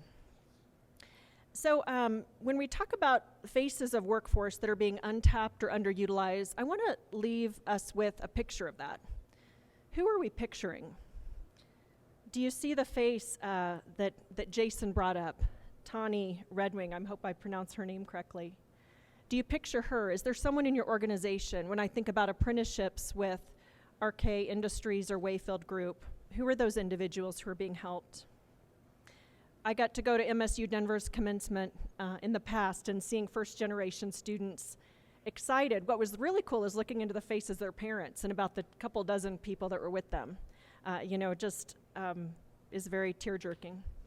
But when I came to think about what was important to me today in thinking about whose face I picture a redhead, blue-eyed young boy who grew up in rural America. I'm going to have to tell John this story, who wanted to go to college and went to college for a little while but couldn't get through, just didn't have the money for that tuition. He ended up having a winding path, ended up getting through college because he married his college sweetheart and she was able to work him through the rest of the way. After college, one of the things that he felt set him apart was actually a credential from 1958 in radio and television technician. He also was in the Navy for 4 years, Danny, and served. But it was interesting, that framed copy of a 1958 credential that he thought set him apart and was a catalyst for his career, hung in his dementia home, 2 different dementia places. It was something he talked about quite a bit. And this was my father. And so he instilled in me, I was really fortunate that he was a first-generation college graduate because it changed the trajectory of my life. But I think about the wraparound support we have today that would have made it easier for him to get through. We've come a long way, I think, since the 1950s, 1960s, in helping to provide that support for others in Colorado who are struggling or who are striving. So I would encourage us to think about who helps drive us. We're the leaders in the room that are going to help make their lives easier, help them get out of the sidelines and back into the game to meet the dream they want for prosperity, generational wealth, and opportunity. And you can count on the Colorado Business Roundtable to be at that table, and we're excited that you're all here today. So think about who do you picture who needs that little bump of opportunity, and they're counting on us to make it happen. I want to invite you now to take advantage of the mini expo that we have available. These are partners who maybe didn't get a chance to speak today, but who have great value in the ecosystem of talent development. Enjoy a drink, enjoy some appetizers. We didn't serve you lunch, so you're good and hungry, good and thirsty, and we're excited to get to know you better today. So that concludes our event. Welcome to Time Together.